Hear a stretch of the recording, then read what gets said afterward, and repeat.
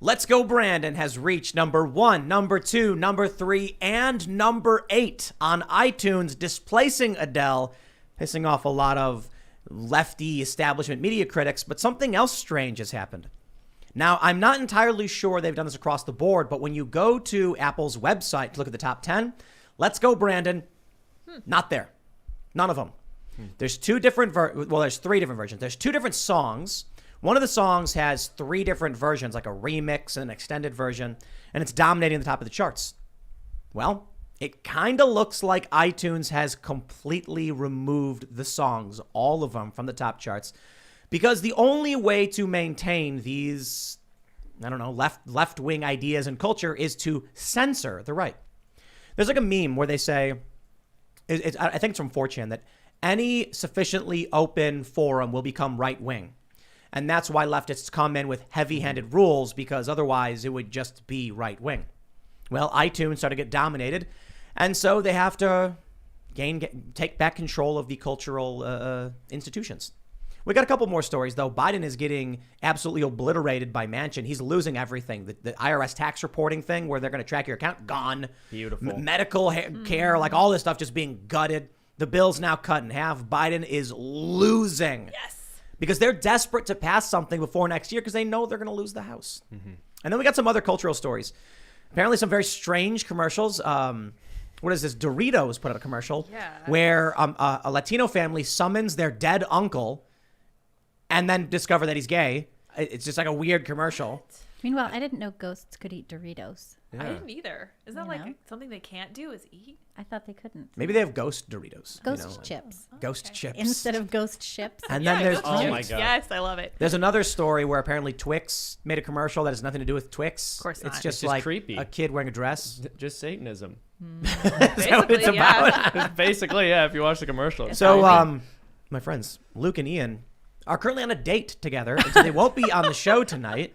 No, they're both out. And we're being joined by Libby Emmons. You want to introduce yourself? I think people know you. Yeah, here I am. How you doing? I'm Libby Emmons. I'm the editor-in-chief of the Post Millennial. Happy to be here. And there's some other guy sitting here. This other guy wandered into the studio. Who am I? Seamus Coughlin of Freedom Tunes. It's great to be back. And I am really enjoying our different crew for this evening. Yeah. And I was telling Libby this evening that she's like a magnet for chaos. And then we almost hit a deer on the way down. And I was like, I was not joking. It's very true. I didn't know I was a magnet for chaos. We survived. We're here. I'm glad we're here. It's going to be a great show. Luke and Ian need to watch out. This might become the new cast. I know, right? Yeah, watch out. Yeah. Shimcast. Oh, that's right. It's Shimcast tonight. That's right. Yeah. No, it's not Shimcast. No, it's Shimcast tonight. Shimcast. Let's let the chat tell us. All right. You do the ad read. All right. Well, that's not. Ladies and gentlemen, look at this. Go to what do we got here? It's supposed to be Stronger Bones in Life. Perfect. Go to strongerbonesinlife.com and you can get your ageless multi-collagen from BioTrust. This stuff's awesome, actually. It adds like a nice creamy texture to your drinks. It's got 5 different types of collagen, and if you are becoming an old man, which I am, of course, I'm 35, so the aging process has begun.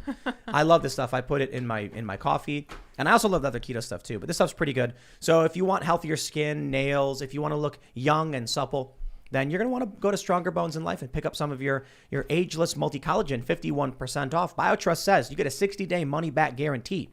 The healthy aging support of collagen in its ideal forms. 5 key types of collagen you need from 4 different sources. For every order today, they will donate a nutritious meal to a hungry child in your honor. Through their partnership with NoKidHungry.org to date, BioTrust has provided over 5 million meals to hungry kids. Please help them hit their goal of 6 million meals by this year. It is non-GMO and free of artificial colors, flavors, preservatives, and sweeteners, free of gluten, antibiotics, and RBGH and RBST. No odor or taste, unlike bone broth. There's no clumping. Free shipping with every order. Free VIP live health and fitness coaching from BioTrust's team of expert nutrition and health coaches for life with every order. And the free new e-report, 14 foods for amazing skin with every order. Guys, BioTrust, very obviously, because we do several reads for them per month. They're a company willing to help support us in the work we do, and that's huge considering the left is always trying to go after advertisers and get that revenue pulled from various shows. So show them your support. If this is something you're looking for, you want some collagen, check out strongerbonesinlife.com. And don't forget to go to timcast.com, become a member. But boy, do I have an announcement. Look at this. If you go to timcast.com and then you click store, If you scroll then to the bottom, you'll be greeted by a new shirt. A lot of people were like, Tim, why don't you have any new shirts? And you're like, that's a good point. We need a new shirt. So we cranked one out. This is Step on Sneck and Find Out. It is a joke from the vlog, Cast Castle vlog, where Kent, who does the animations, just makes silly shirts for Luke to wear. And so one of them was Step on Sneck and Find Out. And there's a little cute angry snake who's, telling you to watch out. So if you want the Step on Sneck and Find Out, we're ordering a whole bunch because this looks amazing. And we've got what is it? What color is that? Camo green. Olive green. Is that what it's called? Olive green. Green, yeah. Yeah, it looks pretty good. I like it. So we're gonna get a whole bunch of these. Yes. And then we'll have them here. But I'm really excited for this one, and we're gonna be making a whole bunch more. So don't forget to like this video, subscribe to this channel. Again, you can go to timcast.com, become a member, click store, get your Step on Sneck and Find Out shirt because it's funny, and I'm gonna get a bunch. But let's talk about the news. Here we go. This is where it gets really weird. From popvortex.com, you can see iTunes Top 10 Music Charts USA. Top songs: Let's Go Brandon, featuring Tyson James and Chandler Crump, Bryson Gray. Let's Go Brandon Extended Version, Loza Alexander. 3, Let's Go Brandon, Loza Alexander. Knocking Adele out of the first place position. Then you get Walker Hayes, you get Ed Sheeran, then you get Elton John, and then number 8 is Let's Go Brandon. Wow. But here's what gets crazy. Yeah. Check this out. So someone chatted actually when we were starting the show that they removed it. And I'm like, no. That would be too obvious. So I pulled up music.apple.com, US Top 100 USA, and it's not there. That's insane. But this is a different chart. So I don't know exactly what's going on because this is not the same chart. This says the most played songs in the US updated every day. And this is from apple.com, but they're different songs. So I don't know, like Adele is there, Easy on Me, but then they have Drake. Yeah. And Drake isn't up here. So maybe, I don't know. I don't know. Am I missing something here? That's why I didn't title it. That's why we need Casey Kasem. Exactly. To tell us what's going on. Do you guys remember Casey Kasem? Yes, I do. No, who's that? What am I missing? Casey Kasem. He did like the top 40. Yeah. Oh my gosh. Yeah, it was great. Wonderful. And he had this great voice, and I think he lived to be about 175 years old. Pretty much, yeah. Yeah, to do it, and he would announce the. As like a lich, like an undead. Yeah, kind exactly. of. Kind of. Like the Dorito commercial. Voice. Yes. If you heard the voice, you might know it. I bet you do a good impression of it too. Probably. Look him up. I guess. Here's what's funny about this, right? So where's the story? Here we go. This is from Showbiz 411. Adele booming at radio, but temporarily knocked off iTunes top spot by moronic anti-Biden song. Nice headline. Okay. Hold on. It's from October 25th, right? Okay. Here's what he says. Easy on Me was knocked off its perch at number 1 on iTunes after 10 straight days. The temporary displacer is a moronic single called Let's Go Brandon by Bryson Gray Tyson. An anti-Biden record for anti-vaxxers. Idiots are pushing this piece of crap up the iTunes chart, but no one in their right mind would spend money on it. It's not a song or a record. It's just garbage. Wow. Adele will be back at number 1 tomorrow. I love the framing. Maybe that's why it's not on the... Maybe that's why. Maybe people aren't buying it. They're just listening to it. Oh, I don't know. Yeah, maybe, but it is in the top list. Listens. I mean, you saw it on your phone. You checked. Yeah, and Let's Go Brandon's there. And then, but this guy said on October 25th, it would be knocked off the chart. Adele will be number 1. Sorry, dude. Get a fact check on also, that. I love that. Right? Like Let's the get anti Kessler on it. Yeah, it's like seriously. The anti-Biden song is moronic, and like Adele makes music for intellectuals. Yeah, I don't know about that. Maybe I like Adele. I think she's good. I don't have anything against her, but is that just like more sophisticated? It's all pop music, right? Yeah, pretty much. Hello. Yeah, it's me. Plus, it's me. It's a great song. Let's Go Brandon is the one-hit wonder of 2021. Yeah, exactly. Yeah, but it's 2 different songs. There's 2 versions of it. Well, there's more than 2 versions. There's 2 different songs and then multiple versions of one song. Remixes and stuff, yeah. So people like Let's Go Brandon. Yeah, they really, really like it. And one thing that I enjoy, and look, we all do this, we're all guilty of it, but people who don't produce anything trashing on something that everybody else loves. Mm-hmm. Right. It's like this song got into the top charts 3 times. Literally 3 times, the exact same song. This guy's like, it's moronic, it's terrible. No. Now help me out with this, guys. Remember the song F Donald Trump? Yeah. No. Yeah. F Donald Trump. It was that a rap real, song? real bop, Tim. It came out in 2016. It actually reached number 1 on iTunes November 7th, 2020. Oh, nice. Yeah, so it's called FDT is the name of the song. Oh. But can I say something? Oh, sorry. Well, isn't Let's Go Brandon a more creative way of saying it than just like Family F friendly. this guy? Yeah. Just saying F this guy, that's moronic. That's why I think Let's Go Brandon does really well. But what I was going to say is Were conservatives outraged over F Donald Trump? No. I think I remember some people being like, "How crude!" Like it knocked Adele off. Well, sure. I mean, How could this have happened?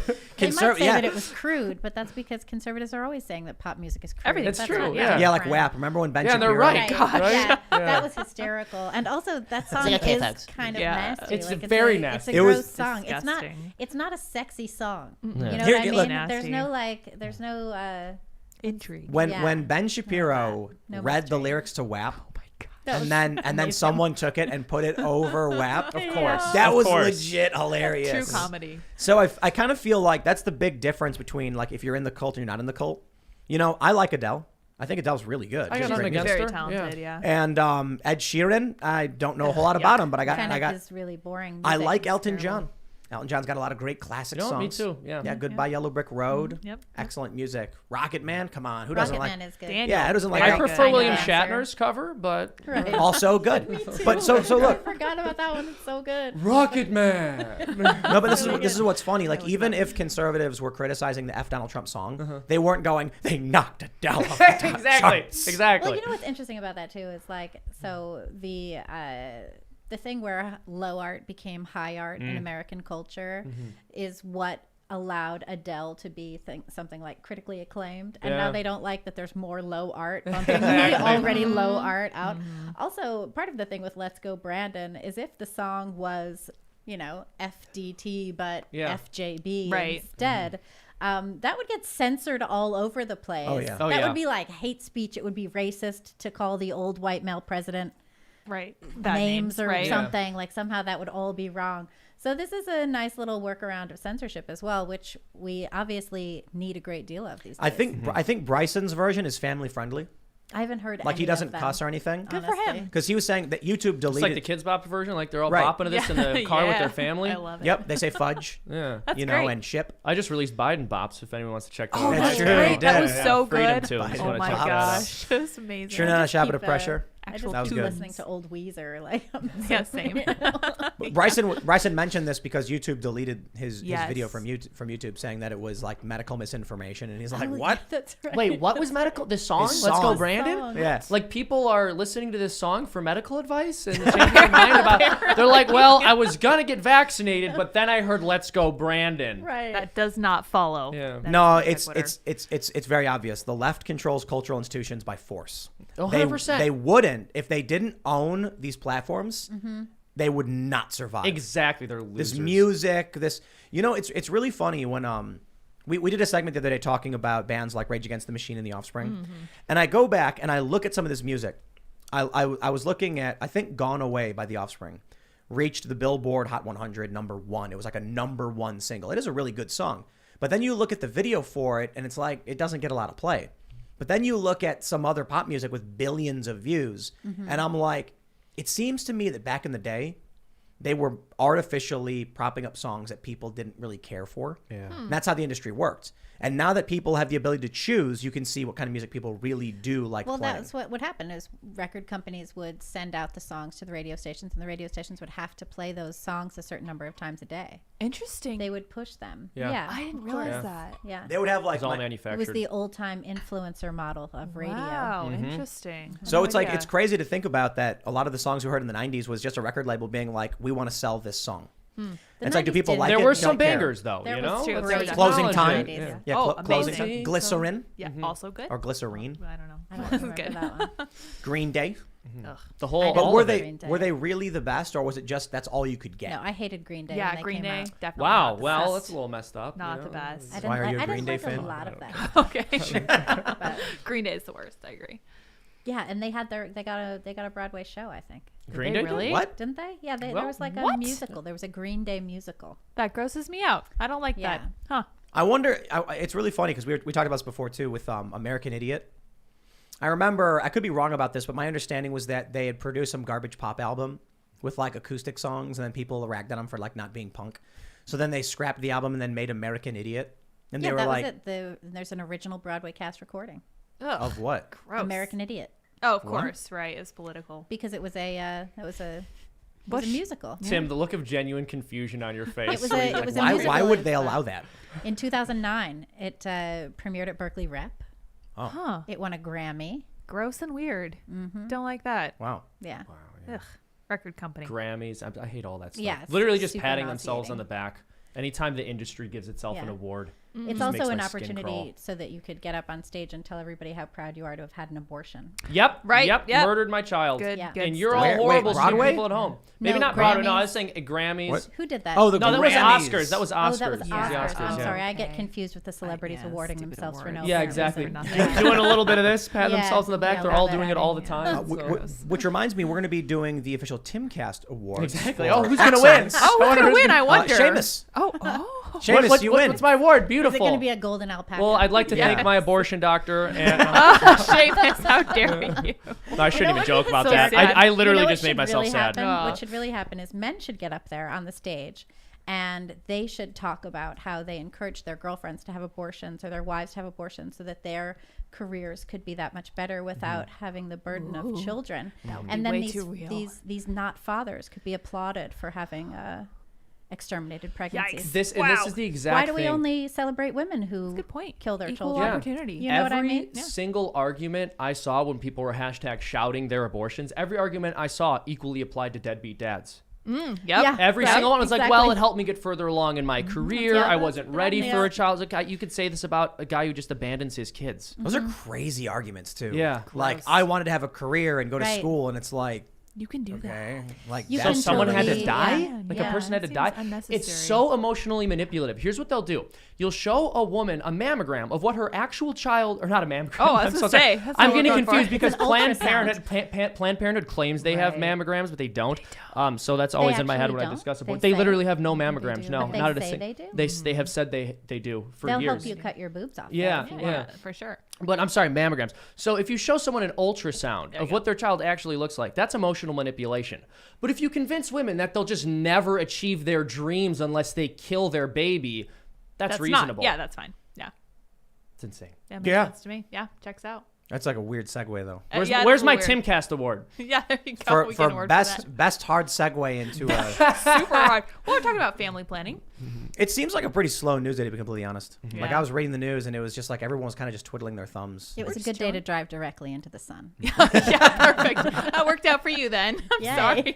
I guess we're kind of just in this middle period waiting for... We have like the Election, written... yeah. The Oh, the Rittenhouse Rittenhouse. trial. The Rittenhouse thing, yeah. The Rittenhouse trial is interesting. Did you see? You guys, maybe you talked about it already, and I missed it. But they were saying the people who were killed in that situation cannot be referred to as victims. That's Yep. right. right. That's But right. they Rioters. can be Last referred night. to as Arsonists. rioters. Yeah. You know, Arsonists, looters. Which is appropriate. 100%. I agree. I totally agree. So I had that tweet that Donald Trump pinned on Twitter yeah. for a long time, where it was like the Rittenhouse thing like helped convince me to vote for Trump, and that's like the left views it as like it's proof of being far right or whatever.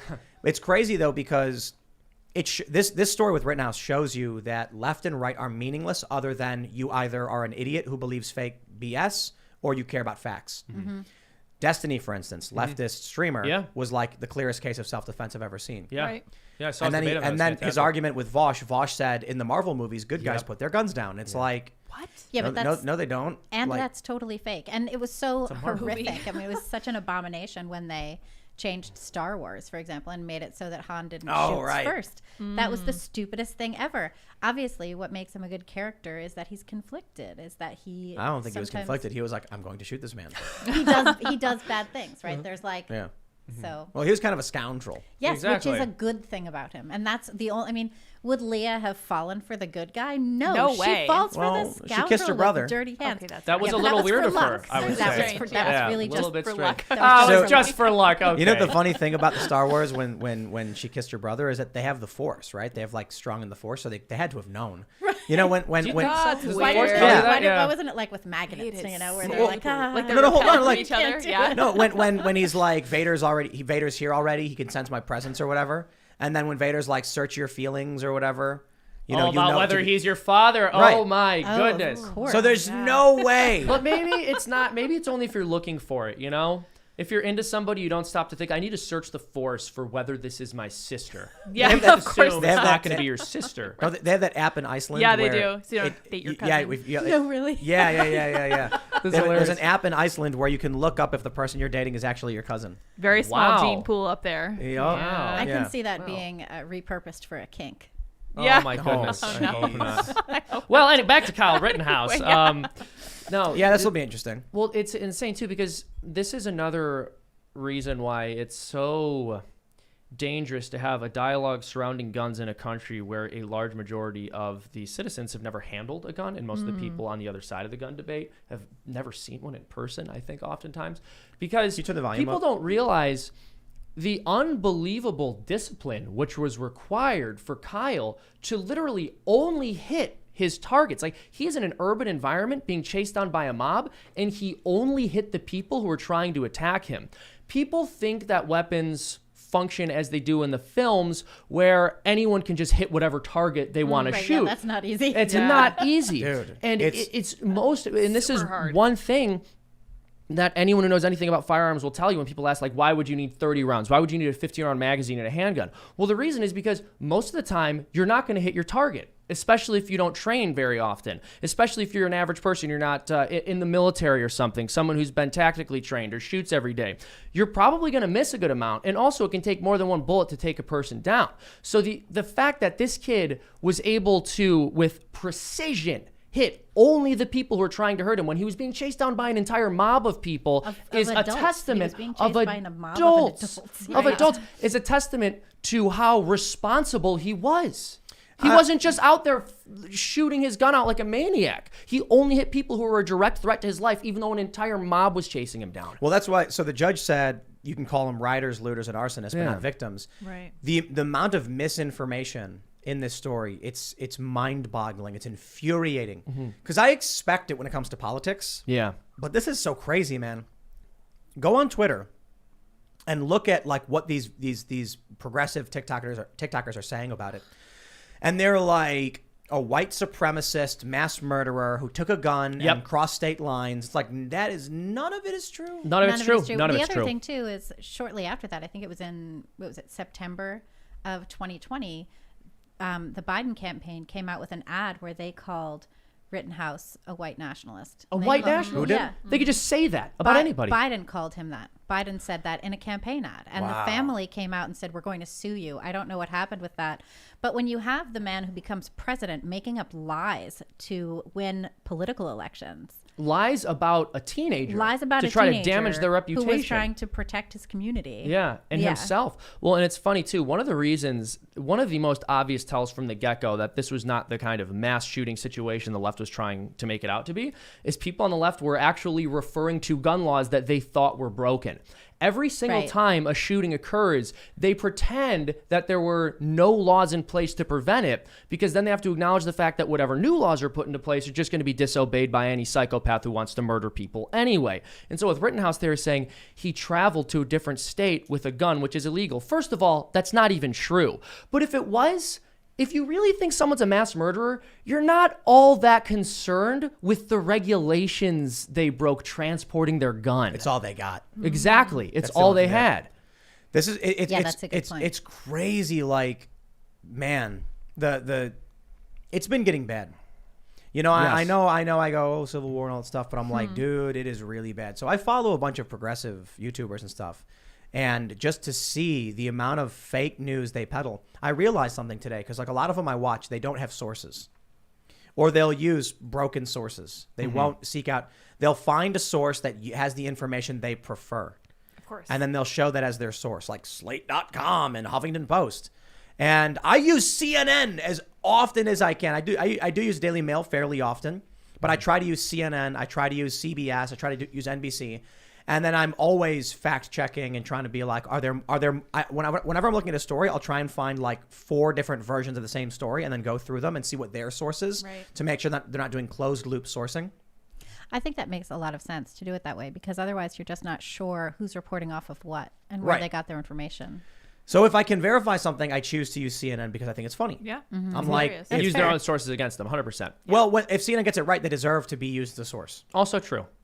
On those rare occasions. And more importantly, when they're like, Tim Pool made up this story about Rittenhouse, like that's the New York Times. Yeah, you can literally. So I tweeted, the people were tweeting about the Alec Baldwin thing, and they were like, Alec Baldwin did nothing wrong, and they said Kyle Rittenhouse should go to prison. And then I said Alec Baldwin was a producer on the film who was handed a loaded weapon, didn't check, pointed at a woman, and pulled the trigger. Kyle Rittenhouse was defending a bunch of businesses from rioters who fled after being attacked, trying to put out a fire out as they were pushing it towards a gas station, and only fired when fired upon. And I get these leftists like, that never happened. No one fired at him. And I'm like, the New York Times reported that. The New York Times reported so I pull up the New York Times. I show the photo where it shows the circle. It says muzzle flash. And then I paste it. And I'm like, there's the image. Here's the link. And they're like, oh, please. If you go frame by frame, you can make anything up. And there were journalists on the ground covering that stuff. We've had them all here. Yeah, and we were all watching that. It was it was so clear. Dude, there was great coverage of that. Yeah. People made a good point the other day. If Rittenhouse gets convicted, there'll be riots. If he's acquitted, there'll be riots. And it's not going to be from the right. Of course. Like the left is going to riot no matter what. Because if they do convict him, he's not going to get the worst possible charges, probably. I mean, for a while, I was saying life. But after seeing this judge, I like this I don't judge. think so. Well, yeah, exactly. Here's the thing. Part of why this is such an important battle for them is because they want people to be terrified of the mob, and they want you to know that if you defend yourself, you're going to be punished for it. Yep. And so if this kid goes down simply for defending himself, the message that sends to the American public is, if there are people in your community burning down businesses and attacking innocent people, you mind your business. Or if you're the person who they want to kill, you let them kill you. Right. Because if you don't, we'll destroy your life anyway. So the thing about Rittenhouse really is that if he hadn't defended himself, if he had allowed the mob to kill him, as 33 people were killed this past summer, none of us would know his name. Right. But because he defended himself, he's front page news. We would know his name. We might, but the average person, we wouldn't be talking about it. If the people who killed him, when their trial date came up, that wouldn't be a news story. They wouldn't be pushing it as hard as they're pushing the Rittenhouse story. The media wouldn't be talking They're about it. also pushing the Arbery story, the Ahmaud Arbery story, the young man who was killed in Georgia by, who's a black man killed in Georgia by 3 white guys in a pickup truck. He was jogging. He was jogging he was jogging that was inside a house that 2019? was under construction. He was jogging inside a house under construction. Very Yeah, so that was In another boots, sort right? of like What? In boots, right? Was Was he he wearing I in double boots? check. I need to I don't double check on this. remember. Yeah, I think he was wearing boots. But Yeah. the mob has to use might because they have no moral authority at all, and so they have to use shame and all of those things. That's the only way that they have power. There's an occupying force in our culture and government that represents a fringe faction of ideologies, and it's because of the cowardice of so many people that they're able to get away with what they do. Exactly. And these mobs are their militant wing. I have to say, I'm so intrigued by this judge. By him saying this before the trial even gets underway. What is he thinking? What is he trying to convey? Because he's being surprisingly based, which is kind Well, of you know what he said? optimistic, right? He said that if the defense could back up their claims that these were arsonists, rioters, and looters, then they could for sure call them that. They just have to back it up, which I think is pretty possible to do. They were literally trying to set a gas station on fire that night in Kenosha, Wisconsin. The prosecutor argued they were just trying to obstruct a road with a flaming dumpster, and the judge is like, That's okay. yeah, the judge goes, fire? he's like, excuse me, it's just arson? Come on. As if there's a zone where that's acceptable. And they were like, well, he wasn't. This is what we have to look forward to. Well, there was another man, too, who I don't think it was in Kenosha. We reported on it at Post Millennial. Mia Cathell wrote about it at length. There was a man who was defending his shop and his elderly father against a mob of looters. And this man shot one of the looters who was trying to break into the shop. He was then condemned, vilified, mobbed online, all of that stuff for being a racist because the man he shot was black. He was defending his shop against these people. And he later killed himself. Whoa. Oh, my. Because it was so traumatizing and horrible. Nobody says his name, and I can't even remember his name, which is horrible. There's a story out of Philly that never got really big play at all because there was no interest from anybody to cover it. But during the height of the riots, there was a local gun store I used to go to, and the guy told me, this is crazy. He told me that they got a warning from the ATF that people were going to try and loot gun stores during the riots. Right. Later on, I heard a news story that 3 guys tried breaking into a Philly gun store, and I think one of them was shot and killed, and like someone may have been injured. I can't remember, but I put 2 and 2 together. I was like, whoa. I remember. So what happened was the guy was sleeping in his gun shop. That's right. ATF probably called him, told him, because the other gun shop told me he was also sleeping in his store. Right. And then he's sitting there armed, and someone breaks in, and bam. Jeez. Dude. No one. That's a way to save lives, is to prevent people from stealing your guns. Yeah. Yeah, But absolutely. no 2A person thought it was going to be a good story, probably, to be like, hey, look what happened. And the left certainly didn't want to say, hey, the Black Lives Matter people are trying to steal guns now. Oh gosh. Right. There is that video, though, where they break into a gun store and then just start taking everything. Have you seen that? I haven't seen that. Dude, it was crazy last year. Can you believe it's been almost 2 years since we've been we've been living under fascism? No, I didn't realize. I had no idea. That's crazy, right? When would you say the fascism started? The lockdowns. March 13th, 2020. Yeah, Is it's that been. it? The date? That was- So Yeah. we're about a year and a half in. That's when New York City's school closed. Schools closed. Wow. Which And I then we- remember distinctly because I had pulled my son out of school because there were lice. Oh, nice. It wasn't the COVID that did it. It Classy. was the lice. Gross. And then I was like, I'm not having lockdown with the lice. This Yep, is that's not going to work for not- me. Let's talk about this Jim. story that you guys have at the Post Millennial, because it's horrifying and probably will get us in Oh, trouble yeah. on YouTube, but we should Yeah. talk about it. Let's do it. It This didn't is, get the high school in trouble on social media, so it'll get us in trouble for. We'll get in trouble for criticizing. talking about No, it. it didn't. Yeah. Oh, It was. all right. It was So we're on good. social media. Oh, So. sure. Yeah, we're From fine. Post Millennial, investigation underway after Kentucky high school hosts drag pageant featuring male teens in lingerie giving lap dances to staff. Oh my What? gosh, I didn't realize the people dancing were minors. Yes. I didn't know. I'm serious. Yeah. When people were sharing the story, I was like, "Oh, that's horrible and disgusting." I didn't realize that it wasn't like they brought people in to do something inappropriate in a high school. They actually Students. had minors doing this. Dude, that's like They had. That's like- teen that's girls like in prison Hooters stuff. That's shorts like- and stuff. Yeah. that should be hard time. Yeah. Those are minors. You're having give lap dances. Yeah, there are. That's a sex multiple offense. layers The of absolute disgusting. state of these United Yes, States. what is happening right now? Oh my gosh. It You was. know? It was Jacob Gardner. I just want to say that the man who Jake killed Gardner. himself. Yeah, Jake yeah. Gardner. We That was it. talked about. Oh, him. that's right. That's right. That's Yeah, right. yeah. Yeah, he was the guy. It was in Omaha, Yeah, that's right. and they attacked his restaurant. His- yeah. Right. The guy was okay. choking him out. Right. Well, That was him. not only do we have those kind of stories, we also have this, Yeah. where at a high school they're having minor males give lap dances to teachers. Okay. That is and the- so unbelievable. And the principal. No, of it's the not. school- Come on, you. I mean, believe- you're right. Yeah, It's yeah. unbelievable. But it's so the audacity of these people. First, they shut the schools down for over a year and whine and complain. Anyone tells them that they have to go back into the classroom and do their job. And then on top of that, they happen to be pushing all this CRT stuff, this sort of Keynesian perverse sexual education curriculum with all of these gross modern ideas in it.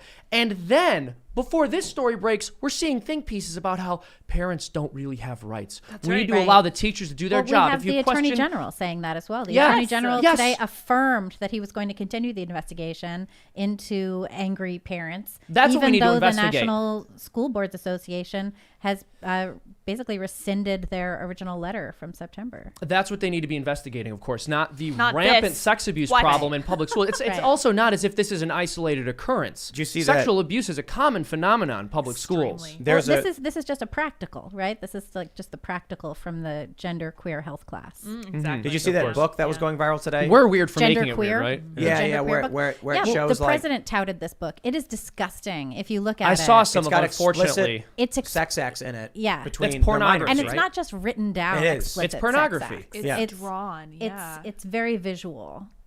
So It's and it's it's got very depictions explicit. of minors engaging I in know. adult activities. Yep. put 'em on Yeah. there. So this That's right. this stuff is unbelievably disgusting. I did a video a couple weeks ago that I spent a long time researching, and it's about a gentleman named Kinsey, by the name of Kinsey. I watched that one. Yeah, and he is known as the father of sexology, Dr. Yeah. Kinsey. He One basically of my friends in defined. high school, their dog was named Kinsey. Ooh, Oh wow, yikes, yeah, no, yikes. he To like and he was- shame the guy. I hope so. No, it was just they thought it was funny. I mean, a lot of people name their dog Seamus. It's a very common thing when I say my name is Seamus. Shameful. Oh, I had a dog named Oh, Seamus. great, But wonderful. anyway, yeah. So Kinsey is basically the person who, he is to sexology what Freud was to psychology. I mean, he basically developed this field, and his accolades went on to develop SECUS, which sets standards basically and largely influences federal standards for sexual education, or what we call comprehensive sexual education in the United States. So Kinsey, and this is all the way back in the 40s, right? He was doing these surveys on human sexuality, and he published a document saying, hey, what we learned from our surveys is that people are not following the sexual morals and norms that society has attempted to foist upon them. Now, his findings were faulty, and Abraham Maslow, who was by no means a religious conservative, came forward and said, this study was horribly done because he oversampled prisoners, homosexuals, prostitutes, and it was also self-reported. That was the thing Maslow had the problem with. That was self-reported. Who in the 40s is going to tell you their sexual like history? The VAERS of sex practices. Exactly. Weird people. Yeah. And so on top of that, there was the official story from the Kinsey Institute, and they've changed their story. But the official story is that there was a child sex abuser who came to Kinsey, who Kinsey taught how to use a stopwatch to time his sexual abuse of the children so that he could publish it in his documents. And in the Kinsey Mail report, there is a data table showing data, I'll put it this way so I don't get your channel deleted, that you could only possibly have if you sexually abused the child to get it. Yep. So this is the guy who's upon which we have based the field of sexology. And his disciples went on to found SECUS, and it's all done with the assumptions that he forwarded in our culture. And the guy was a pervert who was enabling pedophiles.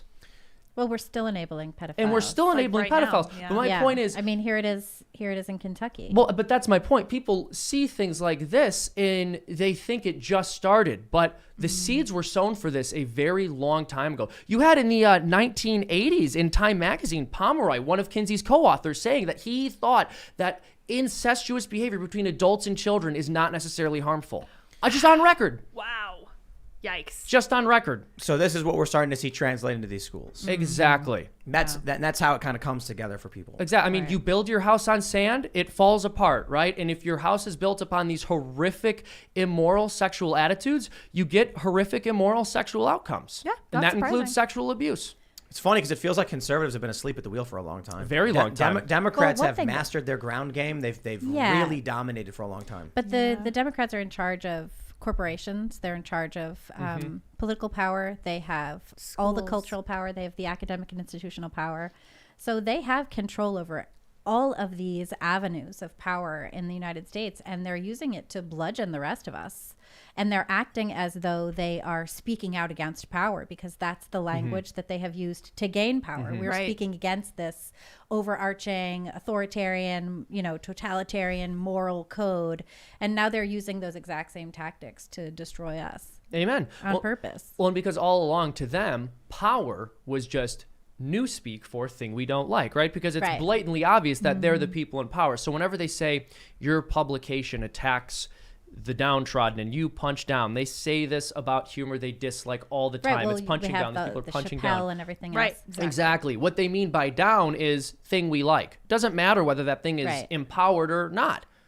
What matters is they like it. So they say it's powerless or it represents the powerless. But it has nothing to do with actual power dynamics. It just happens to be something that they like, and so they know it's better optics. The to seat, say of, the that's seat not- of power yeah. is corporations. Yeah, well, It is yes. corporations, and 100%. we're seeing that so fully. We see that online all the time. Like the corporations do what they're told. That's how it appears, and then they take all of that and they foist it on the rest of us. I was looking up And chief it's just diversity as oppressive. officer. It's just as oppressive as the religious authorities used to be. I would say less. It's worse. Or I would say more. Yeah, it's Sorry, way I would worse. say way worse. Like religion, deeply influential in a lot of ways. But when I was growing up, nowhere near the power of massive corporations. No, but the church, left told us that they had that kind of power. The left told us that this moral Right. authority was bad and that we needed to fight against it. and it was really that's just how- people voting together. Well, and you Yes, know why? that's Because correct. And it was communities. It was communities Right. helping each other. evil always calls for tolerance, and then when it's ascendant, it calls for compliance. And that's exactly what we're seeing. Yep. And it's Welcome to the interesting. state of, Well, it's interesting when you look at these corporations. Oftentimes, they'll make decisions about who they should hire or fire.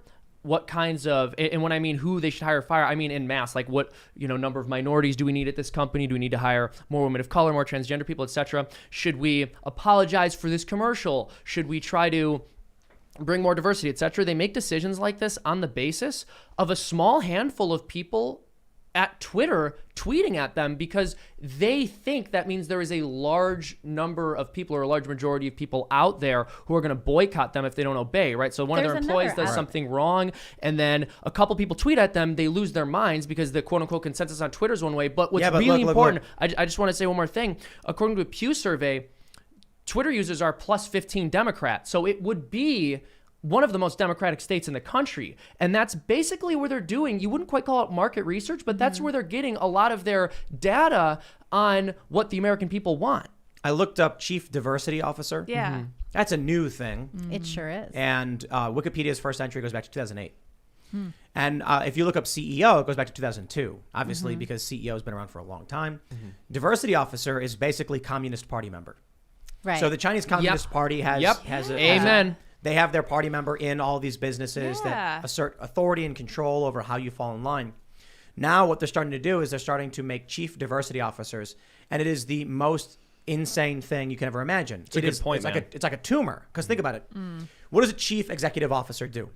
I mean, they run the show. They make executive decisions on everything. Now, the chief operating officer executes on those things, is in charge of the managing the day-to-day everything, runs the operations. Then you have chief marketing officer, head of marketing, chief technology officer. Then you have like content officers. You have high-ranking positions based around specific tasks for companies. What would so content, chief content officer? We know what that does. They manage, oversee content. What is content? Well, it's the thing you're making and selling. Chief marketing officer, they're selling the product to everybody. Chief operating officer is running the company. They're doing things that make money and that matter. Chief diversity officer. The chief proselytizing ideology and the ensuring chief you comply. And the chief diversity officer has to make sure that racism remains front and foremost in the company. Exactly. You have to make sure that there's constantly racism problems in the company. Otherwise, you have no job. There's no point of the chief diversity officer other than maintaining their position. Yes, within the it's company. exactly. This is why and making human resources a bigger department. Yeah, well, this is why Thomas Sowell said, never put activists in charge of solving a problem. Of course. The activist has nothing to do with the problem gets solved. They just want to perpetuate it. They're going to find things that seem problematic when they aren't, because that's their bread and butter. I learned this when I worked for these nonprofits. A good nonprofit puts itself out of business. Hey, here's problem. We want to solve problem. We made a bunch of money. We campaigned for problem. Problem is solved. Goodbye, everybody. Have a nice day. They never do. Well, once I think it was clear a couple of years ago when they investigations started into these not-for-profits. There were like the Race for the Cure, whatever that one was, with the pink ribbon. Yeah. It turned out that some massive amount, like 95% of the revenue went to further the operation itself, not to do anything. None of the money was went to salaries. Yeah, that's what I'm saying. It was all for administrative costs. Right. So it wasn't to further the mission. It was to maintain the company itself. It's supposed to be like a good nonprofit is 90% charitable, 10% costs. I think it's fair to say, because I've worked for some nonprofits where it's like 50-50, and you're like, well, look, if paying the salaries of the people running the company is consuming amount of resources and it's high, I still think it's fine. If it's 95 to 5, just too much. That's insane. Not legitimate. Especially for a very large nonprofit where the executive director is getting paid millions of dollars. Exactly. I mean, it's thinkable that in certain circumstances, based on the kind of activism they're engaged in, it might be more complicated, so the administrative costs might be higher, but 95% is absurd. It's really just all about the gala. So that everyone feels good. Yep. It goes back to those celebs giving themselves awards again. That's what it's all about. That's what exactly. Big old circle. And then these are the tax breaks. And then these are the tax breaks that are taken by the big multi-billion-dollar corporations that Elizabeth Warren wants to pay their fair share, but they're giving all their money to the gala. It's not so easy. You know, I'm learning this especially. People think that a lot of these ultra wealthy individuals will start a nonprofit and just hide their money or an LLC. It's not that easy to do, but they find these workarounds where they can do certain things. There's Tim's like, I know it's not easy. I've looked into it. All right. Well, no, because we're doing 2 nonprofits. Yeah. No, I know. So I'm on the board of one of them. Right. Oh, that's right. And so I'm talking to our accountant about like, okay, so I want to get this ball rolling on truth in media. We want to start fact checking.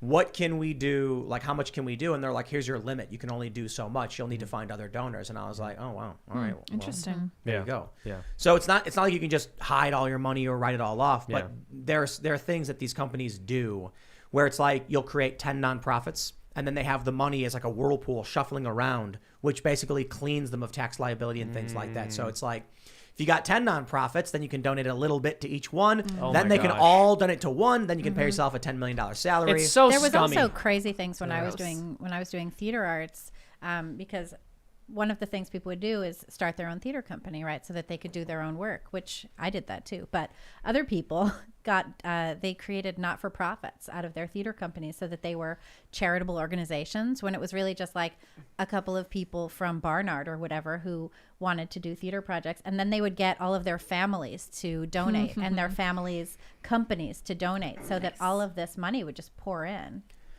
Well, we were talking about chief diversity officer, so I want to get over to our next story here. You guys, you're going to love this one. Oh, boy. We have a new woke ad. Actually, we got a couple, but we're going to start with this one. I'm so excited From Libs of TikTok, we have a Doritos commercial. Oh. And it says, Doritos just put out this ad. For your viewing pleasure, I will now play the ad for you, and then we will discuss. This will break you. Hermano, cómo te extraño. All right. Not everybody's watching, so I'm going to translate for you guys. It's in Spanish. An old lady and a bunch of people are looking at a shrine, and there is a photo of an old man. It says, "My brother, I miss you so much." Oh, now there's blue smoke. And a ghost appears. Tío Alberto. ¡Qué sorpresa! ¿Qué hubo, familia? What's up, family? ¿Cómo están? How are you guys? Alberto. All right. Now, all of a sudden, another man has just emerged behind. I think. What would you call them? Are they? Was that a lich? Is he a think lich? So, yeah. A what? A lich. What's a lich? Yeah, I don't know what a lich Old is. dead So, Super old it's like dead a people is zombie, the but thing? not mindless. Right. Oh, I think he's a Oh, okay. spirit, because this is based on the movie Coco. Yeah. Oh, is it? I think Yeah. Oh, which Okay. is based on the idea of the Day of the Dead, right? Yeah. So Exactly, he's yeah. a Is it the a movie ghost. Coco that they're doing? Yeah. Yeah. Okay. He's a Seems poltergeist. a ghost, Yeah, he's a Oh, spirit. he's not a yeah. poltergeist. Is he I a know. poltergeist? No, Maybe no, he'd he's be just a ghost. poltergeist if he was. But hold on. Okay. A man has just emerged from behind him. He removes his hat. He removes his hat. ¿Quién es él? Who is he? Es This is Mario, mi pareja. my partner. Ah. What? And then they hold hands. Horror! Shock and horror. What? Qué milagro. Creí que este iba a estar solo para siempre. I thought he'd be alone forever. Wait. And then they hug. So look at his hands. His arms are bones. So weird. Is that what Coco is, I guess? Yeah. Yeah. I think that is very similar to the style. Yeah. What? Okay, I just gotta say right off the bat, Doritos. What? What does this have to do? You know, guys, I really want some chips. Yeah, I don't know what's up I with saw that. this commercial. I'm not gonna eat I that don't high glycemic garbage. Even like Ghost garbage. Doritos. Wait, hold on. I would. I got no issue with a PSA about respecting people who love anybody or whatever. Or I'm the like, dead, perhaps. Yeah, exactly. or the dead. Remember But people. what I can't understand is why they summon a dead man who then also brings with him his undead gay partner. Yeah. And why that is selling Chips. corn chips. Yeah. Yeah. Also, Tortilla can you chips. eat corn chips if you're dead?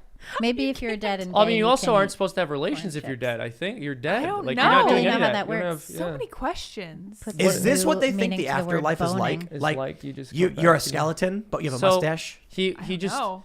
he wasn't gay in life, and then after he died, he became No, gay. Or the family my take on it was that he was too ashamed to tell his Right. family He was alive? in life Checks out. that he was gay, and so now he's able to say that because he's dead. Have you guys ever seen the movie The Others? No. No. Nicole Kidman. No. Really? No, sorry. It's an old movie. I'm going to spoil it, but it's really good. If it's Okay. old, that's fine. Basically, it's like this old timey, like 1800s or whatever, and weird haunting things keep happening, and you know, like doors are opening and stuff, and then like they see a little girl, and they're like freaking out, and there's ghosts, and then it turns out that actually they're the ghosts the whole time. Oh, that's nice. crazy. And the weird things happening were the living people doing stuff, and Nicole Kidman just couldn't like reconcile the fact that she's like a ghost or whatever.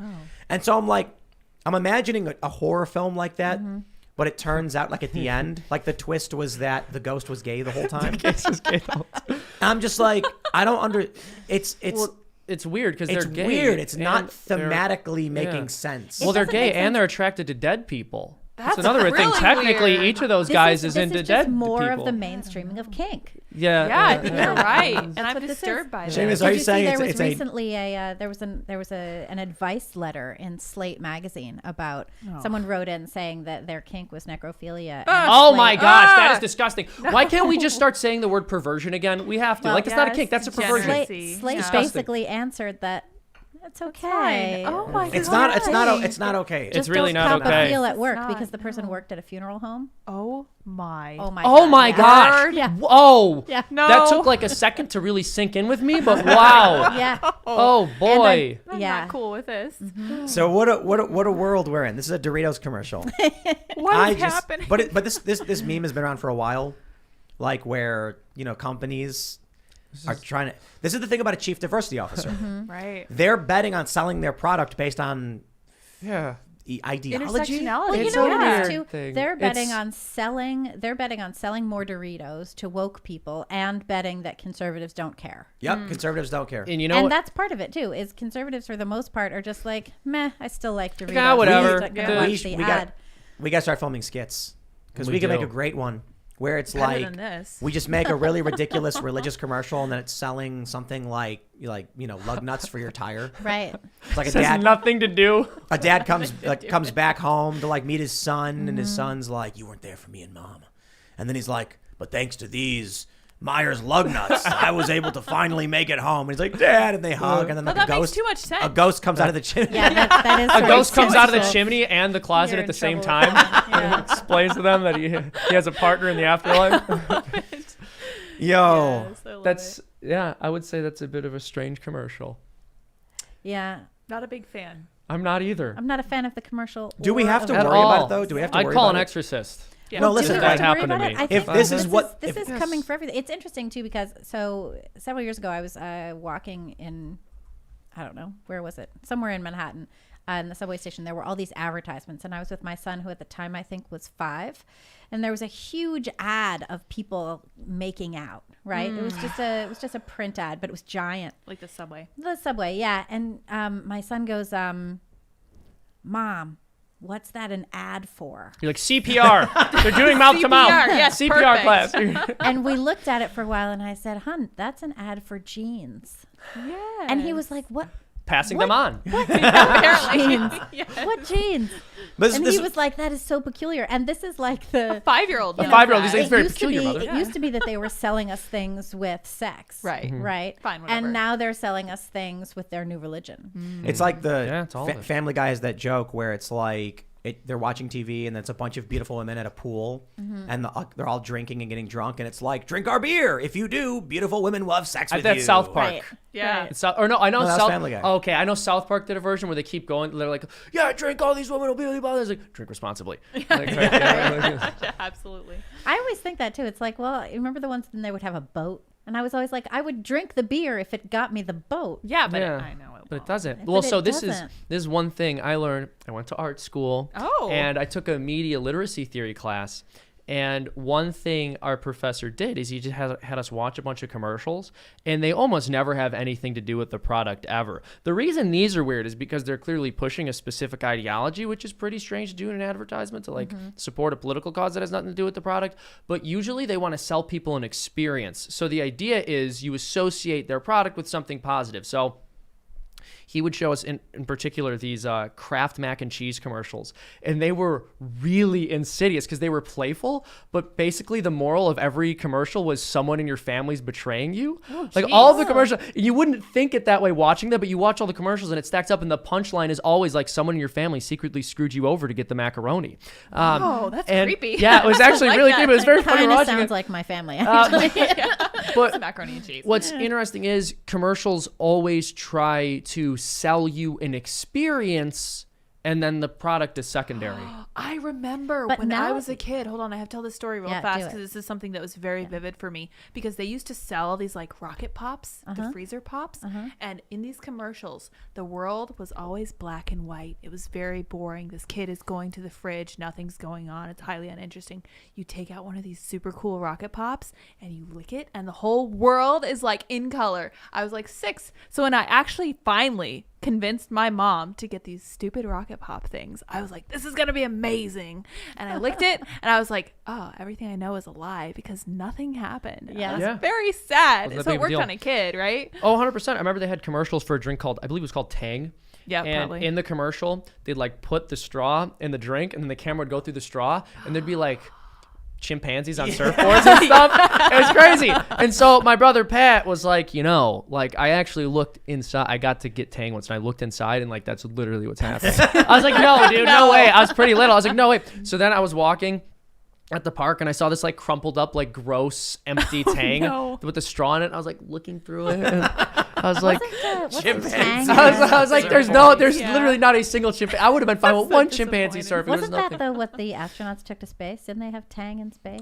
So Oh, astronauts yeah. did have those pouches. They That's had what those had weird Tang. pouches. Tang in space. Yeah. Yeah. But that's it's true. not just to what you were saying before about pushing a political idea on us. It's not a political idea that they're pushing. It's cultural. This is Well, a it's both. Yeah, cultural- I suppose. Well, it's both. I think it's different. I think politics can the two can have an impact on each other, but I think what's being pushed is a cultural transformation. It's so Guys, hard for me guys. to separate the two because disrupting the family is a huge strategy for political control. We have another ad. Yeah, but it's cultural. We have another We ad. have another Speaking ad. of culture.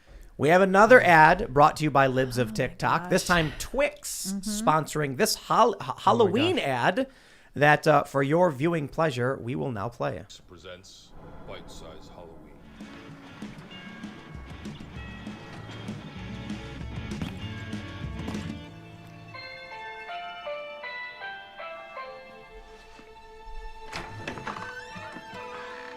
Hi.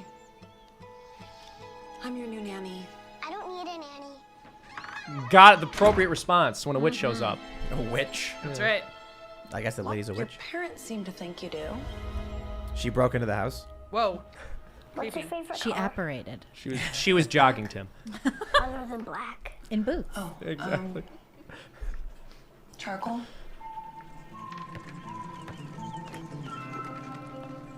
Why are you all dressed up? It's not Halloween yet. Can I help you? Are you a good witch or a bad witch? Do you want to find out? There are no good witches, so.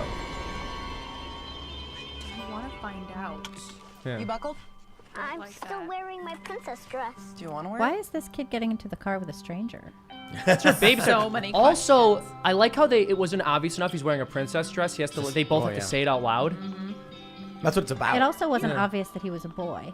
Princess. Right. You look like a girl. Why are you wearing that? Dressing like this makes me feel good. Is that your nanny?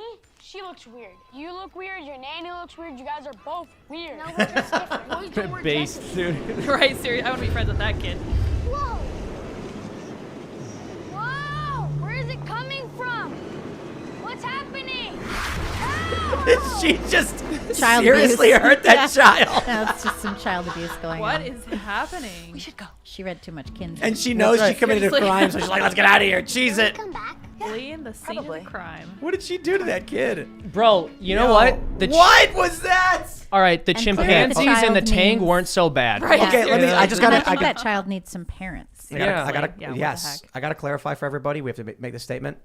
Do not use your magic powers to harm children child. physically because they said things that you found offensive. That's right. Well, think about that ad. I mean, a lot of people are like, it's grooming children. I'm like, it's a kid wearing a dress, but it's more like she physically harms a child for saying mean things. A Her witch feelings, harms a yeah. child for saying mean things. Yeah, I That's, don't like that. I understand no one's really gonna cast a wind spell and blow a kid into the sky or something. But we certainly do have activists who hurt others for Right. saying things that they Yeah. disagree with. That is happening all the time.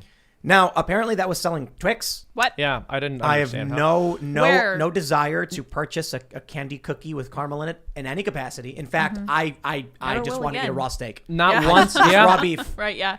None of that. Not once was I appetized. The Yeah. entire Also, what I commercial. find was like, oh, confusing is cookie. that it's a Happy Weird. Halloween commercial, but the kid wasn't apparently in a costume. Yeah. What's that about? I don't know. I have no Was it idea. after Halloween? No, it was the other kid said You look weird. She and, looks weird. and it's not Halloween yet. Why It's are you full dressed daylight up? and everything. Oh yeah. Yeah.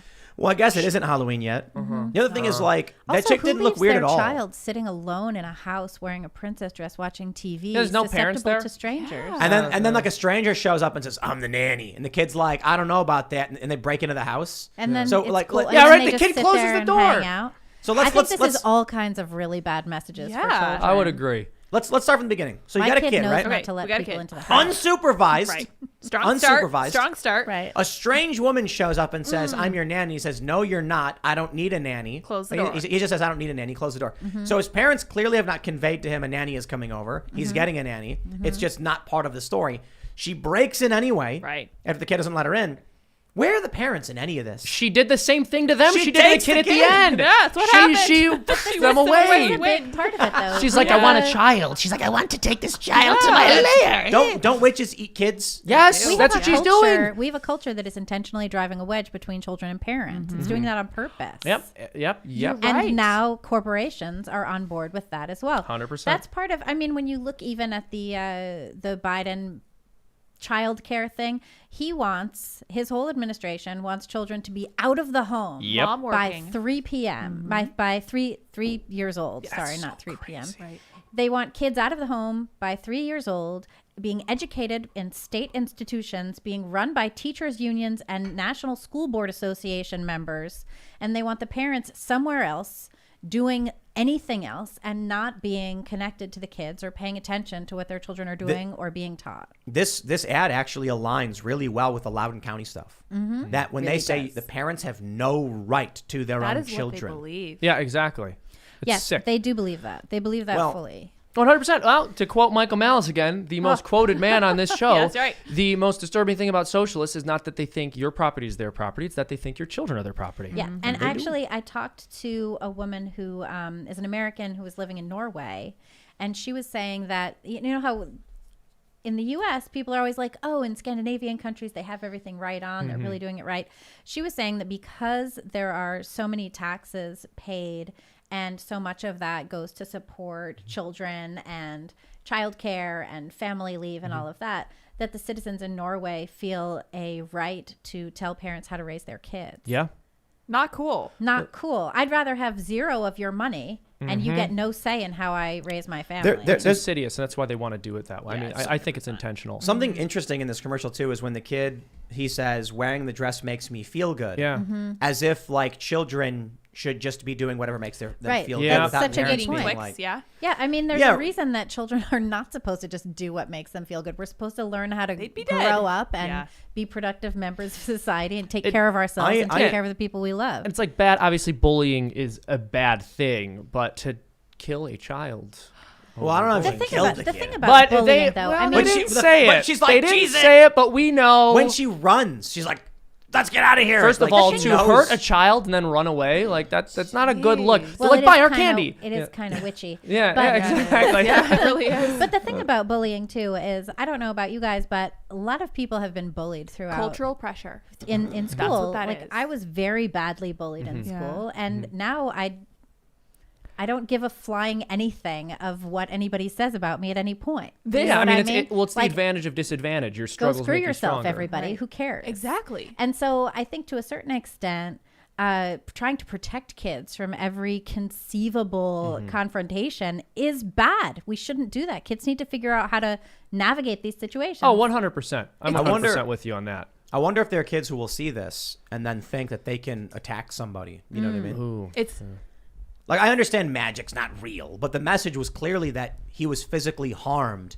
And he even says, "Will he be coming back?" And she's like, "I don't know." probably. She's Like- like, yeah, says. probably. Imagine if the equivalent was she just picked the kid up and threw him like over a fence or something. Exactly. At a certain point, I think we're going to start seeing kids just feel shame for being straight and gender conforming. Yeah. It's okay. You so know? It's already they're- starting. Okay. Okay. What okay. if This is very what if important. a Hold little on. boy wants to play with trucks and wear pants? How dare and is into girls? Libby, they are Uh-oh. targeting Yeah. boys. There was an insurance yeah. company that had to take down you an mentioned ad this. because there was a little boy who was running through a house being joyful, wearing a dress, trashing everything.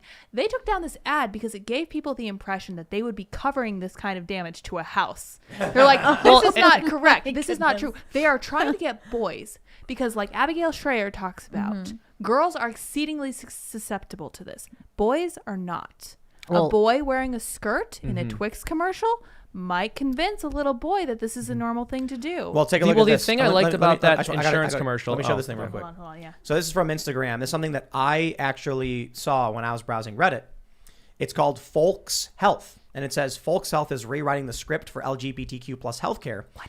Get hormone replacement therapy delivered to the comfort of your home. No barrier, no stigma. Ooh, that doesn't seem smart. Well, I don't know about the legalities of this. I know that prescription medication you have to get at a pharmacy, so I don't know if they can deliver prescription medicine. I have no problem with that. My concern here is, are there going to be safeguards to make sure that underage, individuals, children, are not using this system to self-medicate without approval from their doctors? I'm not saying they are. I'm just saying, like, we're seeing active promotion. You get ads for everything, and I think all of it's bad. Like, I remember there's commercials for every drug, and they're like, call your doctor and see if this drug is right for you. And I'm like, no, why? I feel fine. Yeah. Why am I going to? I don't even know your drug does. Sometimes I want to try it. I'm like, I will call the doctor. This commercial. See what I think. I think it was Lunesta. I remember, very well, the butterfly. Yeah. It's a Luna moth. And I didn't know what that stuff was. And it was like, call your doctor. So it's a sleep aid, right? The issue is when you have major pharmaceuticals being like, we want to sell a drug. And whether you're a minor or not, they're telling people to buy their drug. I've never been a fan of that.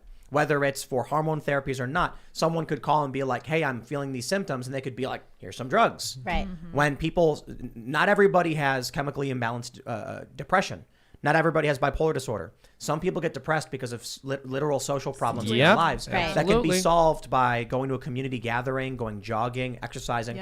And the problem is when you tell people that, they say things like, you're undermining my illness, or you're downplaying it. There are people who say things like, yo, if you're depressed, just go for a jog. And it's because jogging has been shown to alleviate depression. Yes. But some people do have medical issues that result in chemical depression. Now, I don't think we're talking about those people. If you go to a doctor, if you're feeling bad and they diagnose you with a chemical imbalance or something, then by all means, get the treatment you need. Yeah. But for a lot of people, it is good advice just to go and feel better. And get some sunshine. Get some sunshine. But guess what? Pharmaceutical companies got to sell. They got to sell. I thought it was interesting that pharmaceutical companies are allowed to sell on TV, but hard alcohol companies for a long time were not allowed to sell their products on TV. That's why we only saw beer commercials. Yeah. It is kind of crazy to advertise pharmaceuticals on television. That should be something a doctor prescribes to you if they think it could work for you. Like the idea that you would fish for customers. And why don't we have weed advertisements on TV? Federal laws. I will point out the hilarity, though, of like me being served an ad for this. Because ads are always targeted. It probably has to do a lot with like the stories we pull up, to be completely honest. They're like, Tim has too much testosterone. We need to get him on some estrogen. Well, I've been eating a lot of steak. No, for real. Like, it's too much steak. No, for real. For like the past week, I've had like steak for breakfast and steak for dinner. Oh, that's awesome. Because I went to a farm and I was like, I would like a cow. And then they just like gave me a big bag of Don't have a cow, man. I'm sorry. Tenderloin, man. You've had a good tenderloin? You can't buy it in the grocery store at this point. You cannot. I keep being shocked. I know this is off topic, but I keep being so shocked at how much more my same groceries are costing. I know, me 6 too. months ago, my same 2 bags of groceries were $40, and now they're $75. And I don't buy meat anymore. So it's just going up, even though I've taken all the meat out of my groceries. We went to a local farm, and we did not buy that much meat. The total bill was like $500. I mean, it's good farm fresh meat, so it's going to be more expensive. But it's expensive anyway, yeah. We got some tenderloins. Yo. Yeah. It is good stuff. so good. Yeah. We have like porterhouses, sirloins, strip steaks. The tenderloins were gone instantly because those are just too good. It just melts in your mouth, right? And then we tried cooking T-bone, and T-bone's hard to get right. Porterhouse is pretty good because Porterhouse has got some tenderloin on it. The sirloins are great. The strip steaks were great, but the T-bones we just couldn't get. Yeah, really tough. Well, tough. Didn't know that. So we're gonna slow cook them, but then we're gonna go out Fridays, and there's a local farm like really close, and I'm just gonna be like, I will take all of your tenderloin. Just gonna buy all of it up because that's just what you want. It's so good. That's all you're eating. Well, I mean, it's kind of crazy because I've been cutting out all the processed garbage, and I think it was Jack Posobiec who posted this photo. It was like America before processed food, and it shows like normal looking people. Like, dude, all of the guys walking around have like 6 packs. They all look fine. All the women are thin. Yeah. And then we introduced like automatic donut machines. Right. Have you ever seen the automatic pancake machines? No. Yeah, I've used them. Yeah, at hotels, you press the button and then you watch this, like the pancake batter go down, and then there's 2 heated conveyor belts that cook it, and then just falls out, and you're like, "There's a fresh pancake." Kind of cool. Wow. I don't eat any of that garbage, so I've just been like, "Steak sounds good." Well, you know, I make all that stuff. I make fresh. I make crepes. I make waffles. I make all that stuff at home. Sugar is bad. Well, you can don't make have your to own put food. sugar in it. No, it is sugar. What is? Pancakes, high glycemic. That's only if you Carbohydrates. put all that stuff in it. No, it literally is. It's Flour. high glycemic. Yeah, flour is high glycemic. Well, I'm still gonna make pancakes. And That's why I waffles just eat and beef. crepes. I've been eating like just meat. And I'm not eating. I'm eating no meat.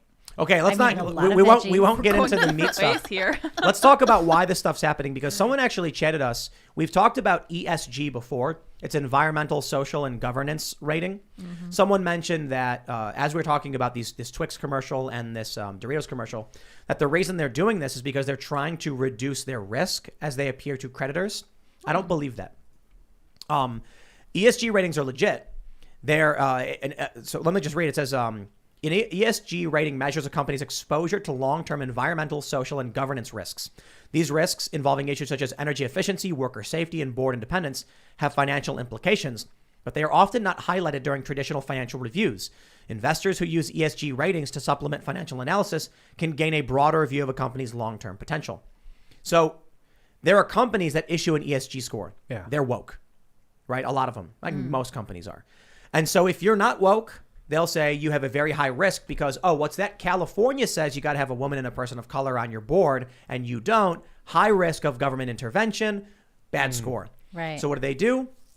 This other story that was breaking is that a white male who was fired from a North Carolina hospital sued for $10 million because they replaced him with a black woman. And apparently they fired a bunch of white male executives and hired black people to replace them. And the jury was like, you can't just fire people for being white. And apparently this dude was sitting in board meetings discussing diversity and like how to help the hospital, and they fired him. So what's happening is, for a lot of companies, in order to improve their ESG, they're doing all the green stuff, green initiatives, and they're doing all of the woke stuff. They want to have reduced risk. But I actually think this will backfire. For one, Doritos with that commercial about the ghost who turned out to be gay, and the Twix thing, which has nothing to do with cookies, but it's like a boy who wears a dress. That's high risk.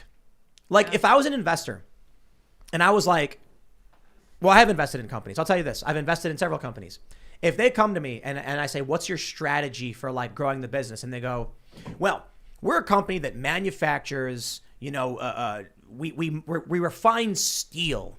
And in these times, steel is very expensive. I'll say, wonderful. Well, people need steel. Okay. So what's your plan for marketing? And they go, gender. Yes. We're going to make commercials about people choosing. And I'm like, whoa. You're going to spend money. Say what? That could be a dividend or could hire more people to sell an ideology having nothing to do with steel. Or could increase steel production. But I think there's two things. One, some people are worried about their scores. This is basically social credit for corporations. Yeah. But some people just are buying this. This is religion now. This is the religion. I mean, there was a time. That's their tithe. Well, no, this is their preaching. There was a time when this country was overwhelmingly Christian. And companies would be like, I am not going to offend the sensibilities by putting a pentagram on something, right? Magic the Gathering has a card called Unholy Strength. It requires swamp energy, or black mana as it's called. I'm pretty sure. And the character on the card is like a guy leaning back with a burning pentagram behind him. In the early 90s, a bunch of religious groups said, hey, this is offensive, you can't do that. So they removed the art from subsequent versions. Because there was a time when Christianity had some swing. Even Tipper Gore, who was Vice President Al Gore's wife. Democrat, who forced there to be explicit warnings labels on records she thought were, offensive to her sensibilities. As we lose our Judeo-Christian moral framework and it is supplanted by lack thereof, you get chaos. Exactly. It is turning into that. Yeah, I mean, like, that's something that's happening at Post-Millennial even. We're being targeted by, I think we talked about it before, we're being targeted by, like, these activists who have no moral standing in anything at all, just say a whole bunch of lies about us. Advertisers believe them without looking into it at all.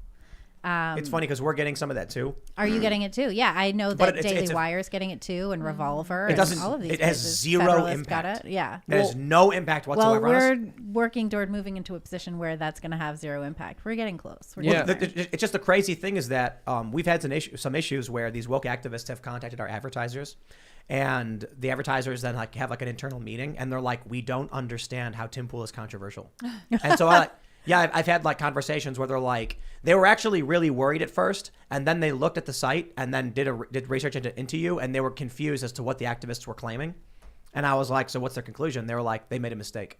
Nice. Wow. Yeah, well, you have people good who for are you. actually looking into it. A lot of advertisers, a lot of companies, they don't even think about it. They just say, "Okay, we're out. Yeah. We're Well, yeah, done. We're good. It's sorry, sad. Sorry. It's very sad Please because forgive me, mea culpa." well, and it's because they're not incentivized to, right? Because even if what the person is saying about you is a total lie, and even if the advertiser knows it's a total lie, if they still think it's going to hurt their bottom line to work with you, they're going to cut you loose. Right. Or if they just don't care enough to figure it out. Yeah. I think some companies are starting to get wise to the fact that it could be really bad for their business. So there was, what was it, Surfshark?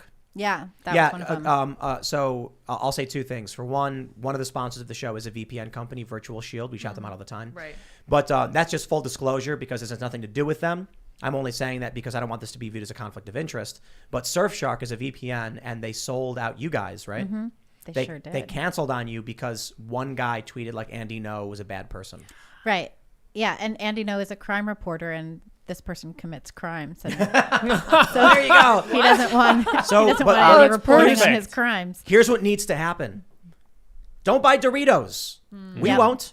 Yeah. We won't. And I Tweeted won't eat 'em. Doritos. No, I wasn't Don't buy buying them Twix. anyway, but Twix is off the menu. And who owns Twix? Mars? Is it Mars? Yeah, I don't know. What else do they make? all sorts of Everything. candy. Stop buying from these Yeah, companies. yeah. And Surfshark, cancel your subscription to them. Because the left does. Yeah, and Well, conservatives exactly. for too long have just gone along with this, being like, well, whatever, I do my own thing. I'll consume whatever products I want. And there hasn't been a lot of activism on that side, or even just on the side of people who want to uphold things like constitutional rights. You know, they're not going around telling everyone what to do and how to live their lives. But you can act with your own, your own pocketbook. I got an 100%. idea. Well, Okay. Here's the activism hear it. that we need. It's not about a conservative. It's not about being independent. It's not about being libertarian. Here's the activism the right really needs. Stop eating sugar. Yes. No. I'm not saying all sugar do keto. I'm saying cut out the cookies. Yes. No the more crap, Twix. the garbage. No more Yeah, garbage. no. Junk food. You should be, when you go to the store, I tell you this, man, meat is expensive, but you got to understand how much you're wasting on these sugary coffee drinks from Starbucks. Eating Yeah. it. Yeah. Don't go to Starbucks anymore. Why? What do they have to offer you? A bottle of water? Okay, fine. We've replaced all of our plastic bottles with glass bottles that we put our own filtered water in now because I'm like, it's time to put up or shut up. I'm eating better. I'm cutting out the donuts, the sugary garbage, the candy, the all that crap. Imagine this, that photo that Jack Posobiec posted of all of these people walking around just in shape. Why? Because food was real. Yes. Imagine that the left can be sickly, body positive, or whatever you want to call it, unwell, suffering in their minds, and the one thing that you can do, get in shape, start exercising, cut out the candy, cut out the Doritos, cut out the Starbucks. These are companies that are selling you out and using your money to promote ridiculous ideologies that don't even sell their product. So don't support them. Yeah. This is what I'm saying, right? That makes a lot of sense. I would not eat a Dorito right now if you were to pay me for it. Why? Because I'm on a diet. And it doesn't mean I'm on a diet to lose weight. It means I'm on a specific regimen of the food that I eat for a specific reason. Yeah, of course. Fresh vegetables, fresh fruits, meats. I'm not eating the garbage processed crap anymore. Yeah. Well, Yeah, I don't have it in my house. Like, Yeah. I don't buy that stuff for my Just don't kid. have it. I just don't want it. Yeah. I mean, when we have sweets, I am certainly never going to give up sweets. But I make cookies. I make cookies at home. Make it yourself. Yeah, I made banana bread muffins this week, and we were very excited. It's funny because conservatives won't really mobilize in that way often. I'm hoping that changes. I'm hoping we can convince people not to purchase these products because that's what needs to happen. I just find it hilarious that, the radical left, spent a summer burning down cities. People died. This is a very energetic and mobilized group of people, to put it kindly. And for all these cries you hear on the left about conservatives are so dangerous and they're going to ride and kill people, and like we can't even get conservatives to stop eating Twix bars. Like I don't think this is what I'm saying that they're that much of a threat, unfortunately. And this is really, really simple. You don't need to remember a list of companies not to buy from. Yeah. You don't need to go to the store and go, oh, Pepsi. Are we boycotting Pepsi? All you need to do is say, I eat farm fresh meats, cheeses, and veggies. Yeah. Done. And then when you go to the store and you're like, which candy bar was I boycotting? All of them. They poison your mind. They're bad for you. Yeah, well, and also, I just want to. I'm on board with that. I just want to clarify when I'm saying like not a threat. I'm saying conservatives do need to be a threat in the sense that corporations need to understand that we are a large consumer block and their business can suffer if they upset us, if they walk all over us, if they try to insult us. I'm just thinking It's about a real organization. 100%. But not if the approach is you focus on yourself. No, I mean to. Yes. I mean to boycott some of the companies That's that true. are taking these behaviors, not just the food companies. I mean, it's easy. It's easy to say I'm not going to buy chips. You know, I mean, there's a lot of that kind of stuff I was never buying anyway. Like I was never the target audience for the Doritos ad because I've literally never bought a Dorito. It's time to start. Look, Daily Wire is doing it, and we're definitely doing it. They're way bigger than we are, but producing culture. I think that's so important. We need to get to the point where it's like, no, don't watch Disney. Watch, Daily Wire's new show. Watch Timcast, but that could take some years. Timcast IRL. Yeah. No more Disney, dude. We've got some stuff we could produce. You know what I mean? We got 2 shows so far. We have four total shows on Timcast.com. Nice. Yeah, that's a 5th show is in production right now. We're doing trials and auditions and like test runs for a pop culture show. There's a lot of pop culture stuff to talk about. There's going to be I mean, shows. we're doing a lot of great podcasts at Post Millennial. We have this one, Cancel This. Dinesh D'Souza was just on. It was spectacular. That's awesome. But I think we apparently have Ari Hoffman doing an interview with Donald Trump tomorrow night. Oh, wow. That is good. And it's on our Rumble channel. This is more political content. It's right. more political content. And podcasts are still very much right-wing, conservative, whatever, like talk radio. Right. That's why we do the Cast Castle vlog every day. We have an animator who makes silly jokes, like the shirt we just sold. Yes. Step on Snack and find out. Go to timcast.com. Do I still have it? Yeah, here, check it out. Step on Snack and find out this amazing t-shirt you can get by going to timcast.com and clicking store and then scroll down. It's on the bottom. We got to rearrange it better. But this will soon be up on the YouTube as well. This is from one of the vlog episodes we made where Kent, who's the animator, had a t-shirt that Luke was wearing. It said Step on Snack and find out, something he made up. And so we were like, let's make that shirt. It's just silly and funny. Look at that angry, cute little snake. So just cute. All angry about it. And it's just a silly gag. It's meant to be silly, like, Step on Snack. And so that's the vlog is something conservatives don't do. Yeah. What does the Daily Wire have? Podcast. But now they have the movie. Now they're doing a movie. Yeah. A movie. Yeah. And they're doing more. Good. Sitcoms. You have to start. You have to start somewhere. So Stand-up, I'm sitcoms, actually all of that. I've been Let's talking Go Brandon is that song being on the top of the charts is a pretty good indication. And there's a I'm market talking for to people this. about comedy specials. Oh, great. We want a Timcast exclusive comedy special. Yes. We want Did you more see shows. that Jim Brewer one? Did you see? I saw a clip of it. I don't know when it was from, but basically somebody sneezed in the audience and he jokingly like set off an alarm. It's like, no, it's really funny. We also, speaking of culture, there's this really awesome channel that makes animated political cartoons. Oh, really? Which I think is a great thing to be doing right now. It's called Freedom Tunes, if you guys just want to check But that one out. Seamus, I recommend as I have told you, you need a pop culture version of that. I want to do that. Well, I don't want to give too much away. Yeah, we will. I don't want to give too much away. 100%. I don't want to give too much. Well, you and I should talk about it after the show. Got some ideas. Yep. But there's another show. I'm surprised you didn't mention the 6th show Timcast is launching, Love Dr. Seamus. That's right. We had a whole conversation about what this. Is Love Dr. Tinder. Seamus? Well, his advice. I give Tinder. Here's the pitch. Here's the pitch. It's I love Seamus. He takes calls, and every single time that someone calls asking for advice, he advises them to just go to church. Go to church, Oh, how about that? or if anytime I have a couple of programs. I'm thinking like anytime anyone called me with any kind of problem with the relationship, I'm gonna be like, just break up. Isn't that, this is the headache for you. You don't have to worry about it. Can you save the relationship? Yes. Go to church. All right, you go to There you church. go. Go to church. What you guys need to do is go to church. There you go. No, we love Dr. Seamus. I mean, that's right. look, I think it's got Dr. staying Seamus. power. I think people would love to watch something like that. Yes. What if we did like a full series, like a 13-episode arc of an animated show? I would love to do that. You That would kidding be me? cool. I'd love to do that. I've got like ideas up the wazoo for Let's do animated it. Oh series. my. Yeah, 100%. Let's do 20-minute episodes. Yeah, let's do it. You guys heard it here. Tim committed. That's right. Are you joking? Of committed course to I it. did. Yeah.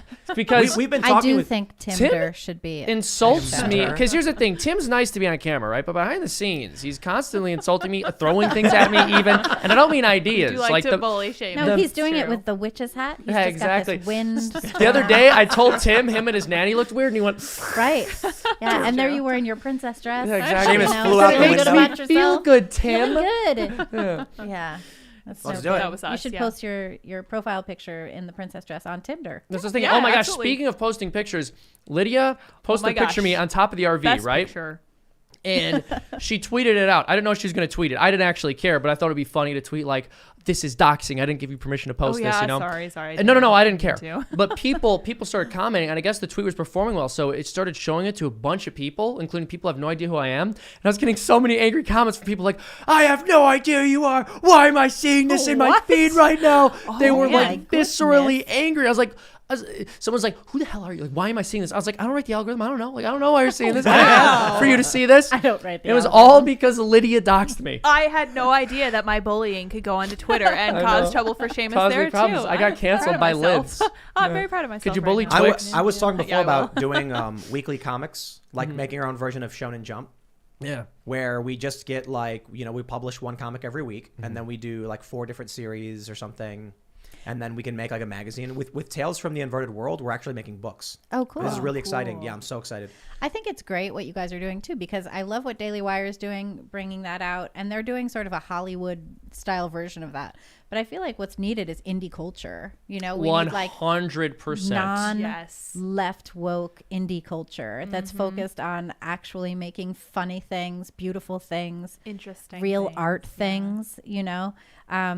This crazy, like so I've been traveling a lot during the pandemic. Because screw everything, like good I for may you. as well. And I was recently in Nashville for a Daily Wire thing, and we were out on the glorious, spectacular Music Row, crazy honky tonk street, Broadway, right? And it was a Saturday night, college football. It was mobbed. There were like thousands and thousands of college children out there puking on each other and Right. hooking up and doing whatever else they're doing. And 5 years ago, I would have said, "Oh, this is really disgusting. I hate everybody." But now I was just like, "Look at the glory of life. It is life. It is life. It's Normal glorious." things. And the next day, I did what I always do when I go to a new city. I went to the art museum, and I'd had a great time so far in Nashville. I'd barely been there a day, but it was wonderful. It was open, mask free. No one demanding to see my vaccine papers. Right? Nothing like this. So I go to the art museum. And the first thing I see outside of the Frist is a big sign that says I need a timed ticket reserved online. I need a socially distanced, and I need to wear a mask. Ugh. And so I go in, and it's empty. There's hardly anybody in there. All of the art was curatorially discussed only in terms of its political value, its social justice value. Really? Yeah, there was an Art Deco exhibit that was all about, the workers of the WPA. But there was a ball gown, and they're telling me workers of the WPA. And I'm like, what are you doing? There's sequins. What are you talking about? And the massive disconnect between these two cultural events was shocking. And I knew exactly which one I wanted to be part of. And I love art, right? Like I'm a snobby art person. I knew exactly that I would rather be puked on Broadway by drunk ass college students than stuck in the Frist Art Museum with no one making eye contact because we're all like this and terrified of each other, reading political diatribes from curators. What she's saying is she would prefer Let's Go Brandon to Adele. That's true too. Yes. Yeah. That's true too. 100%. And I've not even heard either of them. Yeah, exactly. Yes. Well, here's the thing. I think that's a very good point that we need indie culture. I think it's good that the Daily Wire is stepping out into this. I think anytime an organization wants to make content that promotes our values, if they do a decent job of it, that's good. I'm here for it. But there is something about individual creators putting something together in an independent fashion where they don't have, large investors behind it. Again, I'm not saying that's necessarily a bad thing, but it's also really important and healthy to have that indie culture vibe as well. I think I you love really that need both. stuff. Yeah. That's I what would I agree. always. That's the kind of art I always made. That's what I like. I like weird art. We got to do it. Yeah. The challenge is We'll do it. I've got some ideas.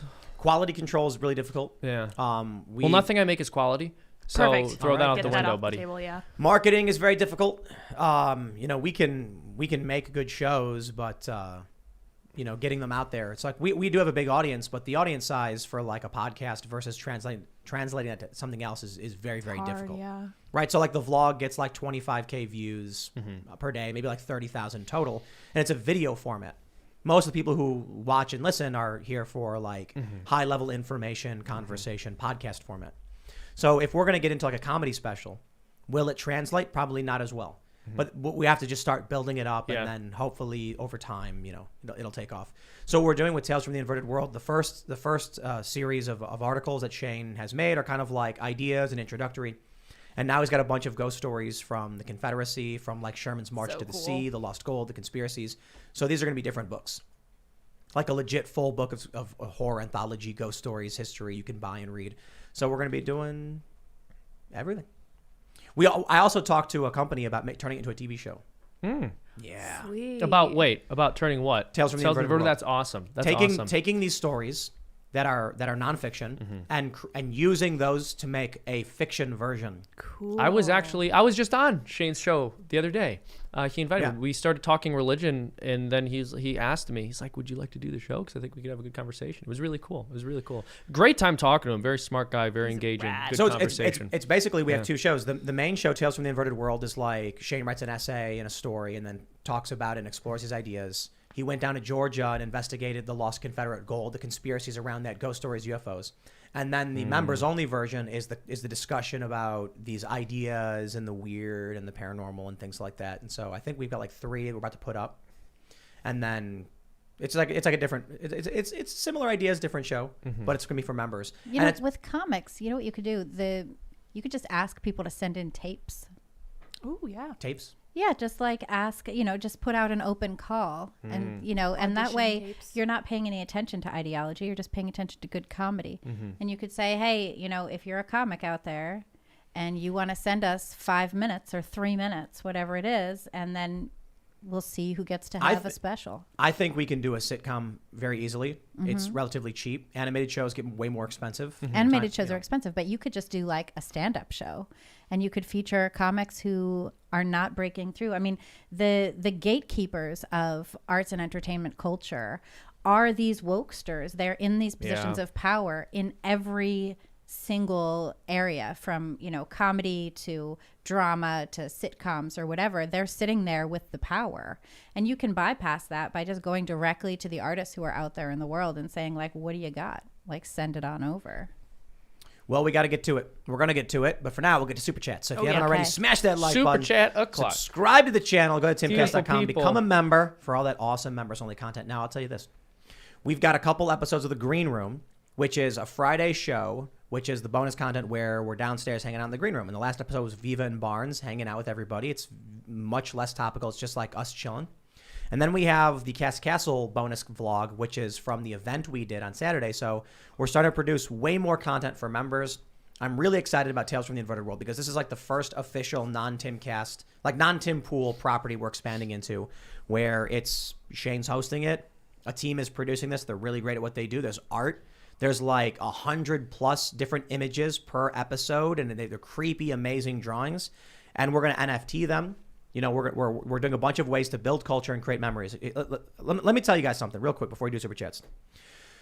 I was at this seminar, this like lecture. A guy was talking about marketing and how you effectively market. And he says there's a reason why you sell merch at a show with like a band. It's not to make money. It's so that the people who are there, who have a memory, I came here with my friends, we saw this band play. And then you say, here's their shirt. They buy it. One day they go in their closet, and as they're moving their shirts, they see that and they remember that night.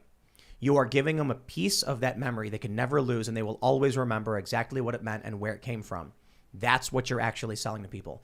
And so he talked about the importance of selling literally anything and everything you can, especially unique items, right? So like the gorilla, for instance, or like Ian's obsidian stones. We're going to be selling this stuff periodically so that people will have one-of-a-kind items to remember, what they watched, why they enjoyed, things like that. So this is why we're going to be doing NFTs. This is why we're going to be doing auctions, all of that stuff. That being said, let's read some super chats. Can I address one of these? I just Which noticed one? my name from JR. Oh, snap. Yeah. JR, so first of all, thank you so much for your super chat, JR. What they said was, Seamus, you got to lay off the pagans. We aren't inherently your enemies. So what I want to say here is I love you as an individual person, and my goal here, and I like to joke and play around, but my goal here is not for somebody who believes something differently than me to walk away feeling like I dislike them or don't care about them. He's lying. But he's lying. Well, except for Tim. I don't care how Tim feels about anything, but I want you to know this. I care too much about you to not question beliefs you have that I think are wrong. And I believe that paganism is wrong. So that's what I'll say. I tried having a simple and open conversation with Seamus about my religion and the hollow earth and the lizard people that live inside of it, but he was just insulting me. Well, no, the hollow earth part was fine, but when you start coming at me talking about climate change and No. I watched that show Inside Job Luke talked about. It was pretty funny. The second episode's way funnier than the first. It's C+, B-, but it's funny. So I don't know this show. It's a show about conspiracy theories. The second episode, a bunch of JFK clones get released, and so they have to get Grassy Knoll, his name is, to hunt him down and stop them. Too soon. There's a bunch of JFKs walking around. They're like, we need his help. Too soon. It's pretty too soon. All right.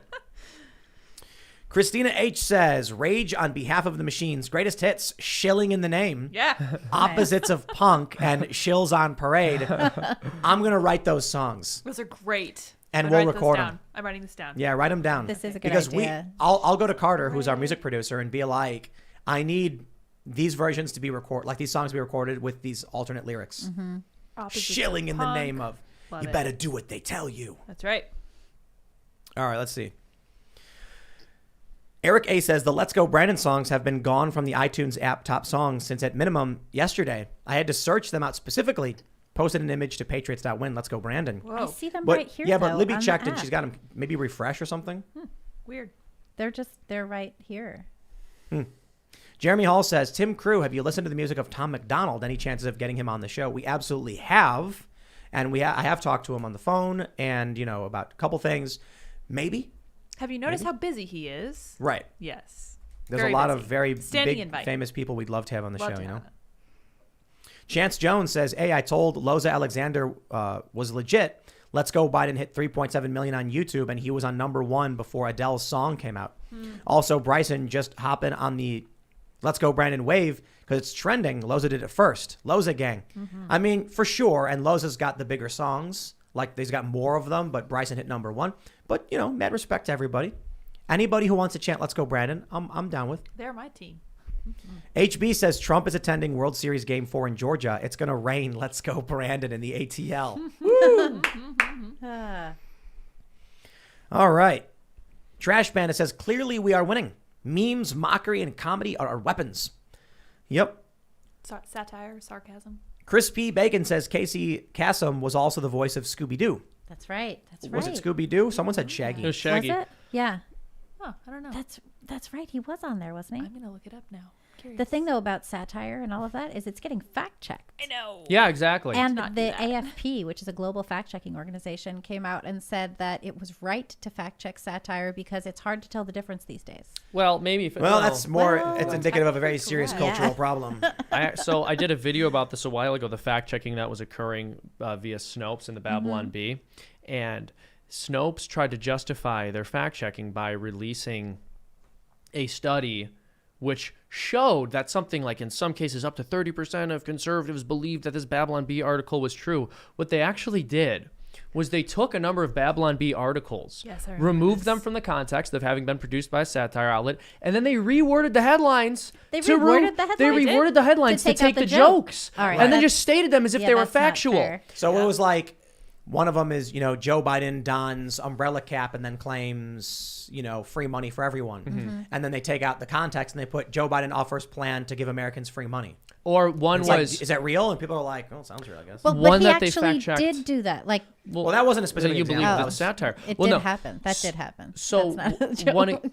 one concrete example was it was something like, oh man, it was a parody of an argument evangelicals will make about creation, but it was something like Don Lemon said that proof that collusion didn't happen was like made to test our faith or something. It was an obvious joke, and they reworded it to say Don Lemon has openly stated that nothing could make him change his mind about Russiagate, and then asked people if that was a real headline. It's like, that's completely dishonest. Yeah.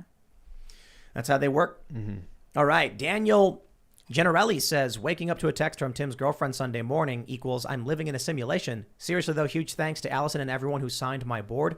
Can't wait to mount it on my office wall. I had so much fun. You're all cool. And P.S. Ian, I hope you enjoyed the treats left with Chris. So this was the event we had. Oh, nice. Event on Saturday. It was very, very fun.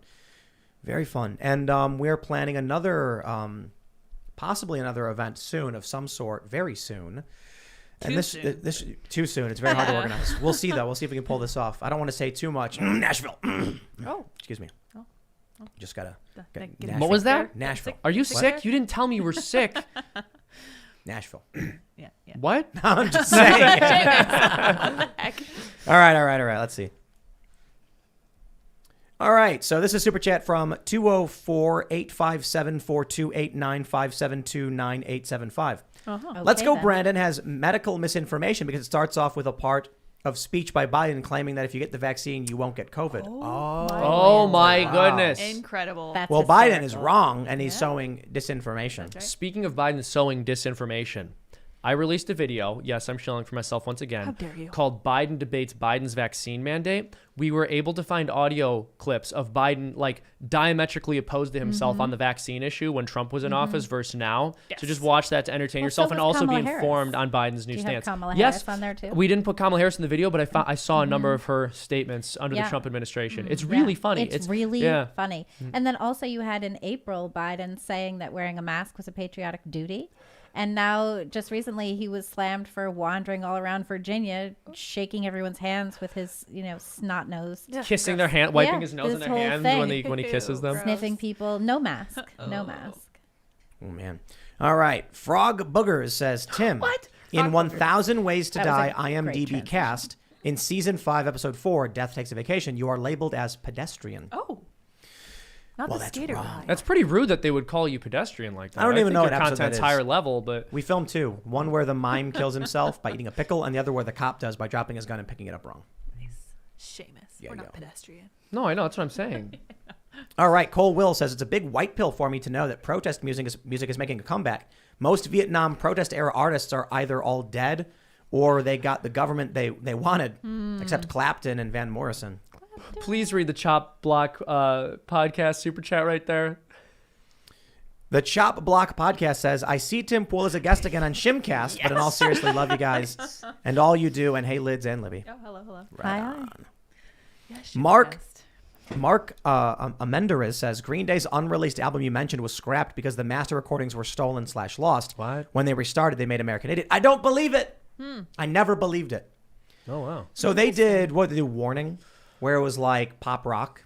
And then people ragged on them saying, like, you're not punk rock. Oh, they stole our stuff. Dog ate my homework. Right. Oh, no. Oh, Yeah. no. Oh, our new album. They're probably looking at it and it was all like bubblegum. And they're like, oops. Oh, crap. And so then they were like, we're punk rock. We're going to complain about America. They should have just And then they released did. it. I mean, the Ramones were bubblegum punk. That worked for them. Yeah, you know.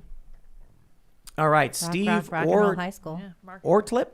We want Biden bops. Take my money. Ooh, yeah. Yeah. Well, let me tell you, we have Biden Bops on Freedom Tunes. It's right. a cartoon we did. Maybe I'll make a full version, but y'all got to go check that video out. It's called Sing with Joe Biden. So good.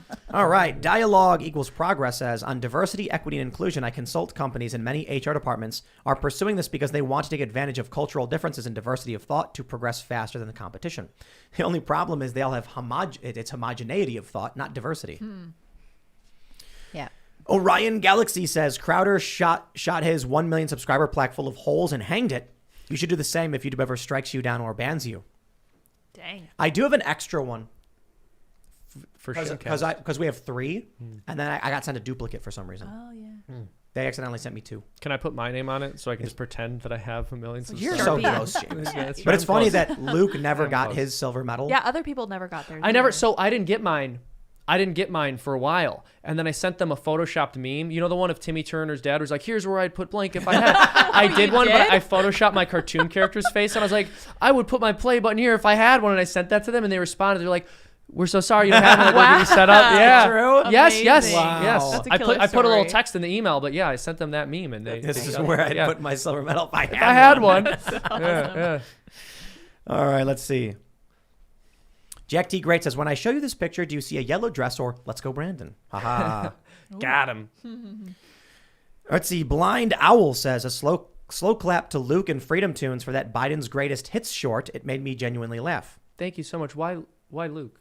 Well, because Luke's the one who did all the work. You know? Yeah, Luke did the Freedom Tunes video. True, yeah, I love Luke, but he was not involved with that. Yeah, I was confused by that. I'm like, Luke had nothing Yeah, to do with thank you. I'm so glad you liked that cartoon. It was Seamus, though. Yeah. It was Seamus. All right, let's see. What do we get? Oh, maybe he was saying shout out to Luke, comma, and Seamus for this. Okay, that makes sense. Luke's going to be so mad when he finds out I Just a stole his cartoon. Sorry. Slow But clap thank to you so Luke and much. Freedom Tune for that Biden Greatest Hits. Huh. I don't know. All right, let's see. Audrey's Visual Arts says, Seamus as a villain would be a formidable opponent.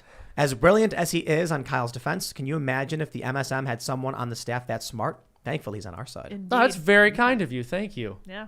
I think they have plenty of people on their side as smart as me. They're all pretty dumb. Yeah. Seamus. They're all pretty dumb. All right, let's see what we Thank you. got.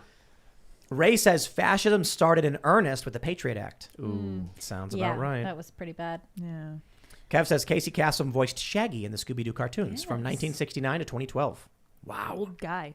175. Yeah. Yeah. Greg Duvier says, Seamus, why do you only promote Freedom Tunes when you also have Common Sense Soapbox? Because the super chatters will promote it for me, clearly. Boom. Ooh, Brilliant. Look at that. No, yeah, I Clever. run. So Common Sense Soapbox is a channel that I've been running. It's a series I started producing with the Foundation for Economic Education about 5 years ago. And we launched a channel for it about a year ago. So yeah, feel free to check out Common Sense Soapbox with Seamus Coughlin. Freedom Tunes is my main channel. So I do most of the promoting for that one. And Common Sense Soapbox is a joint venture currently. So Right on. Very cool. but yeah, check it out. We Jonah- just did a very informative video on the budget and how it is a myth to say that we could cut the defense budget to pay for all the social welfare spending people want. We actually wouldn't have enough. Yeah. Oh, So interesting. check that video out on Common Sense Soapbox if you'd like. Jonah Davidov says, call chief diversity officers what they are, commissars. Mm-hmm. So there you go. Yeller B says, hey, Tim Pool and gang, what's your opinion on these meme coins and the reason people are flooding into it? Do you think it says something about society's faith on the U.S. dollar? I just found a coin. I wonder if other people will buy some as an FU. Yeah, people are spamming certain coins. I don't shout them out because if there's no real functional utility, or like Ethereum has a function. Some other tokens have functions. Bitcoin has a function. Bitcoin's mostly first and best dressed. A lot of these other tokens that are built off of Ethereum don't do anything. And people are just trying to justify why they want everyone to buy it so they can make a quick buck and then sell it. That's the way it is. Pump and dump. Pump and dump. Sergeant Wilkie says, companies are charging employees because they are unvaccinated. My employer is charging $100 a month, and I read an article. LA workers charged $130 a week. Just returned from Hawaii, and all restaurants required Vax ID, location of stay, or a negative test every 48 hours. I wonder what the Party of Workers' Rights is going to have to say about that. Very little. Yeah, Very they're little, I'd into it. imagine. Yeah, They exactly. like this kind of segregation. Yep. They're totally on board with it, even though in New York, anyway, the majority of people who are unvaccinated are Black New Yorkers. Yeah. Right. Yeah. But that's not racist. Everything No, is not at all. systemically racist except Yeah. vaccine Except enforcement. that. Anytime you have Yeah. a disproportionate outcome between two groups of people, it's racism. Except for this, right? Except for vaccine enforcement. Yeah. Gail Reinoff says, love you, Tim and crew. Can you paint the screws on your book display shelf black? They are very distracting and takes away from the classy shelf. I am 64 and watch you every night. Thank you very much, Gail. That's a good It's point. the shelf behind you. Yeah. Oh, There she's are- right. Oh, The screws are very obvious and distracting. this too. yeah. Paint it what? Painted black. No, I think it looks good. You see a red door and you want to paint it Put black, some Lydia? books Is that on what it. I'm hearing? It's a good What's song. on? Well, no, it's for when guests have something to promote. Like a book. Oh, that's Yeah. handy. That's why it's there. It was it John R's idea? Yes, a super chatter. That's right. Brilliant. That's a great idea. Brilliant. That's a good idea. I should have put something back there. Yeah. Why didn't you tell the guest about it? I know. Usually we put the Unbelievable. alpaca. You can They put there. didn't the tell me gorilla- about it either. Yeah, put the gorilla there. You know what? That I'll works. do this just You'll put it- Beautiful. our water bottle. That's very decorative, and I like it. So we stopped doing plastic water bottles. Yeah. Good for you. We decided to buy some glass ones we can clean, and then we fill it with our own 18-stage filtered Yeah, water. I gotta wash that tonight. 18 stages. Yeah, it's very fancy. clean. Good for you. Fukit Freddy says, Seamus, Day of the Dead falls on All Saints Day in the correct. Catholic Yeah. calendar. Yeah, so November 1st. it's a way to remember family as well. Yeah, no, absolutely. What does It that can mean? be. So All Saints Day is a day when we remember and pray for the dead and celebrate the saints. And I believe Day of the Dead also falls on that date, November 1st. Oh, very That's right. interesting. Yeah. All Hallows Eve is Halloween. All Hallows Eve is Halloween, yes. Yeah, I had somebody exactly. trying to No, tell me on Twitter that Halloween had nothing to do with Christianity or religion. That is absurd. That's and I not was true. like, it's the eve before a holy Yeah. day of obligation. Like, Yeah, it's all exactly. about that. Yeah. Exactly. Kind of the point. Now, obviously, like not all the customs of Halloween or Day of the Dead, for that matter, Sure. are necessarily Christian or even something that Christians should partake in, frankly. But in its origins, yeah, it's Christian. All right, here's a good one. Jay Liebgott says, the crazy thing about the Kentucky lap dance story is that it was in Hazard County. I can't see Bo and Duke doing this. Daisy, maybe. Goodness gracious. Times they are a-changing. You know.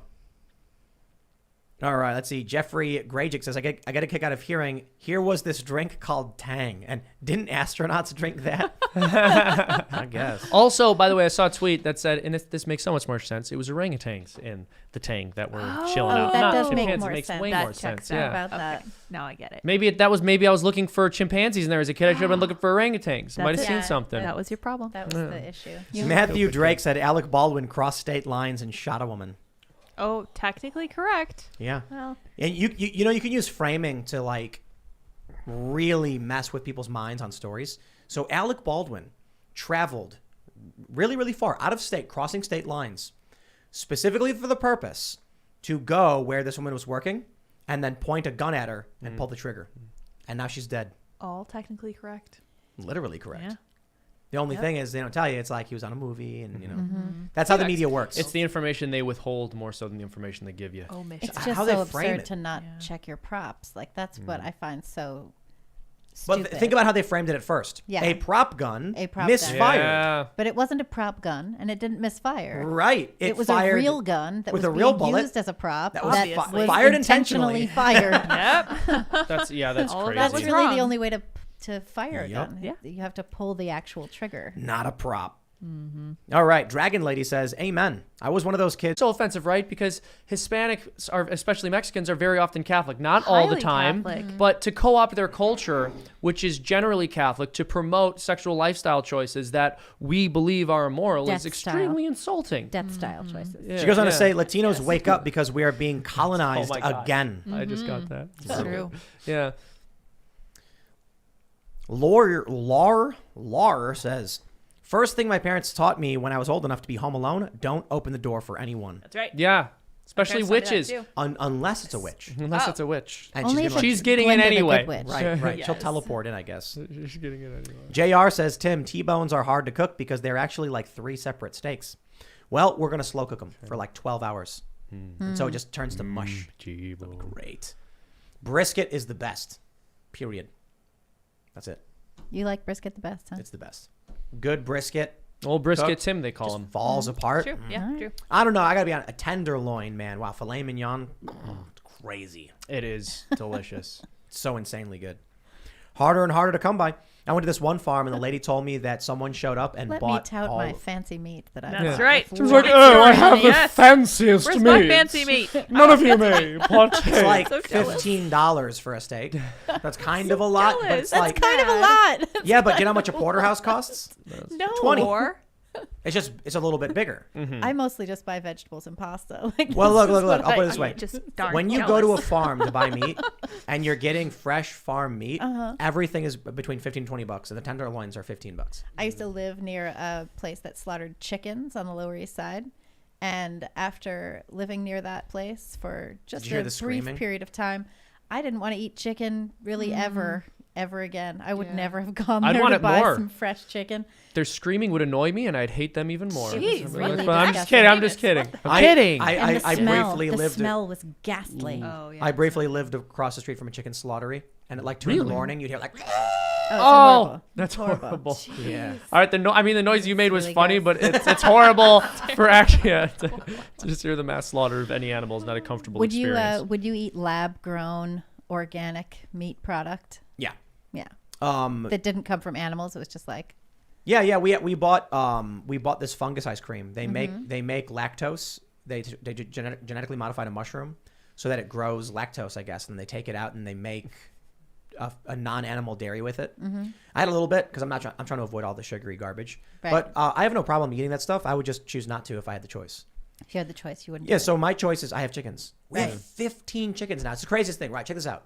If you get a chicken and you get a rooster, and you just put them outside, you don't gotta do it. You end up with more chickens. Yeah. Yeah, that's true. It's the other day I saw Tim and he had one of the chickens and he was just like beating it mercilessly and then like it finally died. And I Actually- was like, now we can eat it. And Tim's like, eat it. And We- he just we- dropped it there. So what's wrong with you? No, we actually have a very, very serious Chicken City problem right now. So Dorothy, who was a rehome and she's the oldest, she's being seriously abused by Roberto. Oh no. Like, Oh yeah, dude. Chickens are not nice. Dude, roosters are not nice animals. well, so she runs from him now, panicked, frantic, and then he chases her and then jumps on her and he just jumps on her and then stands there. Wow. And so like What? we're like, okay, we need to get this new thing set up. We're separating them all so that she'll have time to like be by herself and heal, and then he'll have to find other preferences, I guess. But yeah, so He's like gonna move on to the next victim. I mean, the Yeah. recidivism is very high for those kinds of roosters. Yeah. I want to You do know- like an animation. We have our Canadian editor at Post Millennial is Roberto Wakeroll Cruz, and I want to do an animation of him with a chicken body doing this with Dorothy. here's the thing though. So we With have Judy Garland's face there's on the chicken. 2 batches of babies. We've got there's 3 babies. It's Margaret's 2 daughters and then Roberto's son. And then we have 5 babies that are Black Stars. Those are Vanessa and Dorothy's kids. They're a special sex link from Rhode Island Red and Bar Plymouth Rock. And they all do their separate thing. And so one day Roberto Jr., his son, was grabbing the neck of one of Margaret's daughters really hard, and he ran in and split him up. And I was like, there you go, he's being a good dad, right? And I'm actually impressed. I go out there, and I was worried that the rooster would kill the other boys and everything. He actually keeps them safe. Yeah, How about that? That is good. yeah. But I was told that they don't care for their kids, and they were incubated babies, so he really doesn't care for them. He just views them as other chickens, but he's actually doing a good job for everybody. Now the little boys are still babies, so they're not yet sexually mature, so we don't got to worry about any fighting or anything like that. But we're going to separate them. That probably Yeah. makes Yeah. sense. Yeah, I've thought about getting chickens. My landlord doesn't allow pets, but I think livestock is different. If I got some of those in my apartment. Yeah. Roosters. Just get And a you're bunch of roosters. inside your apartment. You know, Yeah. you know what I was thinking? That'd I be was the way to thinking of do just it. buying like 50 roosters and just unleashing them in a city and just Oh my letting gosh. them. What the heck? Let's not do that. Just open the back of a truck at 4 a.m. What would happen? Go No, to we should jail. try that and just like see if it becomes a news story. Just don't tell anyone. Just will. let it happen and see. People are like, there's chickens running around our neighborhood. What? And how would- big of a what- story it becomes. Not chickens, roosters, because they'll be screaming. Ooh. They'll be like, they'll be fighting each other cruel. and running away. Oh my gosh, we just introduced chickens and roosters as an invasive species in some large city. Teach There's those city slickers there's about no- farming. There's no natural predators in cities for chickens. Who's There- going to go there after them? are. There's foxes. possums. Raccoons. No, can't get them. Chicken's too big. Possums can't get chickens. Raccoons I'm can get pretty them. sure chickens and roosters are too big for possums. Possums are like just giant Coyotes, rats, foxes, basically. raccoons. So raccoons maybe if they get into the city. But, I think if you just unleashed a horde of chickens into like Central Park, you'd have chickens everywhere. You would have chickens everywhere. It's interesting. Oh my In Brooklyn, Central Park. Let's do it, dude. I think you should do this. I won't tell anybody. Okay. Well, we Dude, if just this told everyone happens, now. that's gonna happen, right? And someone's actually gonna gonna do release it and then chickens, blame and you then the guys. media's gonna go chicken insurrection promoted by Tim Pool. People are saying cats. That is not true. Not for chickens. What about no. cats? Cats cannot. Will get messed up by a chicken. Yeah, dude. Dude, people, you need to understand, chickens are armored. Those feathers, yeah, it's like armored, and then they have claws. Well, they're basically like dinosaurs. Yeah, they're little and so raptors. Yeah, Yeah. tiny little cats are T-Rexes. tough, but they're soft. They're very soft. Do you want to know how we ended up with a bunch of possums in Brooklyn? They released a bunch of possums in Brooklyn to try and control the rat population. No way. When was that? That was a while ago, but now we have rats and That was a Simpsons joke. Amazing. And squirrels. And they're all super nasty. Well, we've got stink bugs everywhere. And they're an invasive species. And so one thing people were saying is that the reason they're spreading is because in China, where they're from, there's wasps that kill and eat them. Simple. We just need to bring the wasps over here. That's a good idea. Let's do that. Brilliant. Let's do that. They'll kill all the stink bugs. Spectacular plan. Yo, have you seen that Why weird... didn't we all think of that and do it already? Have you seen that weird spotted bug that's invasive? Those lightning-y things. That kill the trees? Yeah. Yeah. Well, Laura and Sink, don't be happy about They're that. horrible. I went to, we were in Harrisburg, PA, and we went to a restaurant, and there was like 1,000 just like clustered all over this building. And I was like, I'm pretty sure you got to call the cops or something. Like, you're like obligated, and they called or something like that. But I was just like, dude, and they're flying everywhere. Really disgusting. Yeah. Yeah. That is Nasty gross. little That's things. horrible. Yeah. Nasty. Horrible. Why haven't you guys smashed that like button for Seamus? Yeah, guys, hold on. Why haven't you smashed the like button for this episode of Timcast? That's ridiculous. That's right. Well, how many likes are we at, Lids? We're at 8,332. No, that's enough, actually. Don't. That's enough? Oh, okay. Yeah. Okay. No, let's All right. get us to 15,000. It's ambitious, but we're going for it tonight. Let's do it. Let's do Jake it. Berg says Tim Pool is a CIA plant, and these videos aren't even live. That's I true, can prove it's actually. live right now. Then how Watch did he read this. that super chat? Watch Videos this. aren't real. Well, you just proved it by reading his super chat. He knows. Wait. No. Watch Wait, out. wait. I'm going to prove it right now Tim by has a strategy. writing the time and date. Writing? My fancy pen. There you go. Very cool. It's like 1862, isn't it? I'm concerned. But Tim, you knew when the podcast was going to start airing, so you knew that at Here's certain proof. amount of This is time- live right now. See? Can you read that? 8:17 p.m. Oh my 10:26:21. That's right. That's right. I wouldn't have driven Got straight him. into the sun all afternoon either for something that wasn't even live, y'all. I know. What were you thinking, Libby? I don't know. So now here's what I'm really excited actually for. just fake. That Oh, was yeah, that that's true. super chat came in a few minutes ago at 9:50. It's fine, 9:59 p.m. But now people are going to be like, "Whoa, Tim held up the wrong time and date." Like, I bet the shows aren't even actually live, even though the news is from today. No, would that be like it would be such a bad idea to record this early? We should Why do did an you write episode. 8:17. It's funny. That's funny. No, It's a good it's bit. Perfect Yeah, that's number. a Yeah, joke. 8:17. 8:17. Yeah. Yesterday. We should do one episode. I just noticed that. We should actually record an episode ahead of time, just one day when we want to hang out later in the day or something, and then the whole time we'll just be like trying to talk about the day's events we know nothing about. Like this, did you hear about that thing That one today? thing? Joe Yeah. Biden. Go, Can you thing. believe what he said? Oh, that like thing. that Simpsons episode when they replace all of the radio talk show hosts with a computer, and the computer is just like those clowns in Congress, and Homer's like, "Oh, that's Oh, true." yeah. Yeah, perfect. Well, we didn't quite hit Seamus's goal of 15,000 likes. Ah. That's pretty messed up. So But that people means are trying. that means no after show. Sorry. No, that means wow. we're kicking Seamus out. Oh. That All right, people well. don't realize, Seamus, you got Because I was gonna have All right. Well. a scotch in the after show, so let's do the. No, it's after fine. show. We'll do that. But Seamus, you're out. Okay, all right. Bye, Seamus. He's leaving. Okay, Seamus is gone. Said he's gone. Oh. he's actually just He's standing muttering in the to corner. himself. R.I.P. Seamus. What are you saying over there, Seamus? You guys can't hear it. You'll No, we'll never know. What All right, did everybody. Seamus If you haven't say? already, smash that like button, subscribe to the channel, go over to timcast.com, become a member. We're gonna have an after show, members only, coming up at 11 p.m. You don't want to miss it. You can, what did I say? Subscribe to this channel, share the show. Follow us at Timcast IRL. You can follow me personally at Timcast. You guys want to shout out things? Yeah, so if you want to help us out, we're at thepostmillennial.com/contribute. And you could check that out. And we're there every day, thepostmillennial.com. I'm at Libby Emmons on Twitter. And next weekend, if you're in Fort Worth, I'm going to be at Better Discourse, which is betterdiscourseevent.com. And you guys could check that. It's live. I mean, that's a real place. It's a real thing happening. I don't know if it's streaming, but I'm going to be there with a bunch of other people. Jack Posobiec's going to be there. Oh, nice. And it should be really cool. Yeah. So Jack Posobiec, I hit him up before the event that we had this past weekend, and I asked him if he was going to come.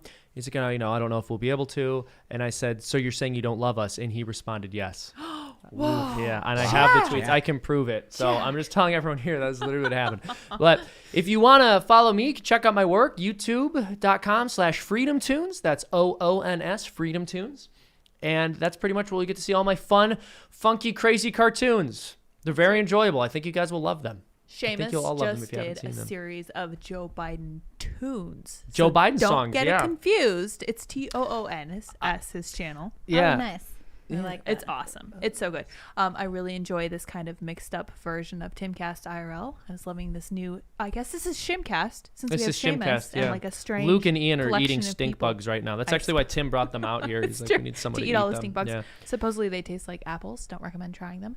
You guys may follow me on Twitter at Sarah Pat told you Lids, that? Lyds. The internet. Yeah, the internet told me. I'm It's surprised they don't taste like chicken. true. I know, right? Everything does, right? Oh, it tastes like chicken.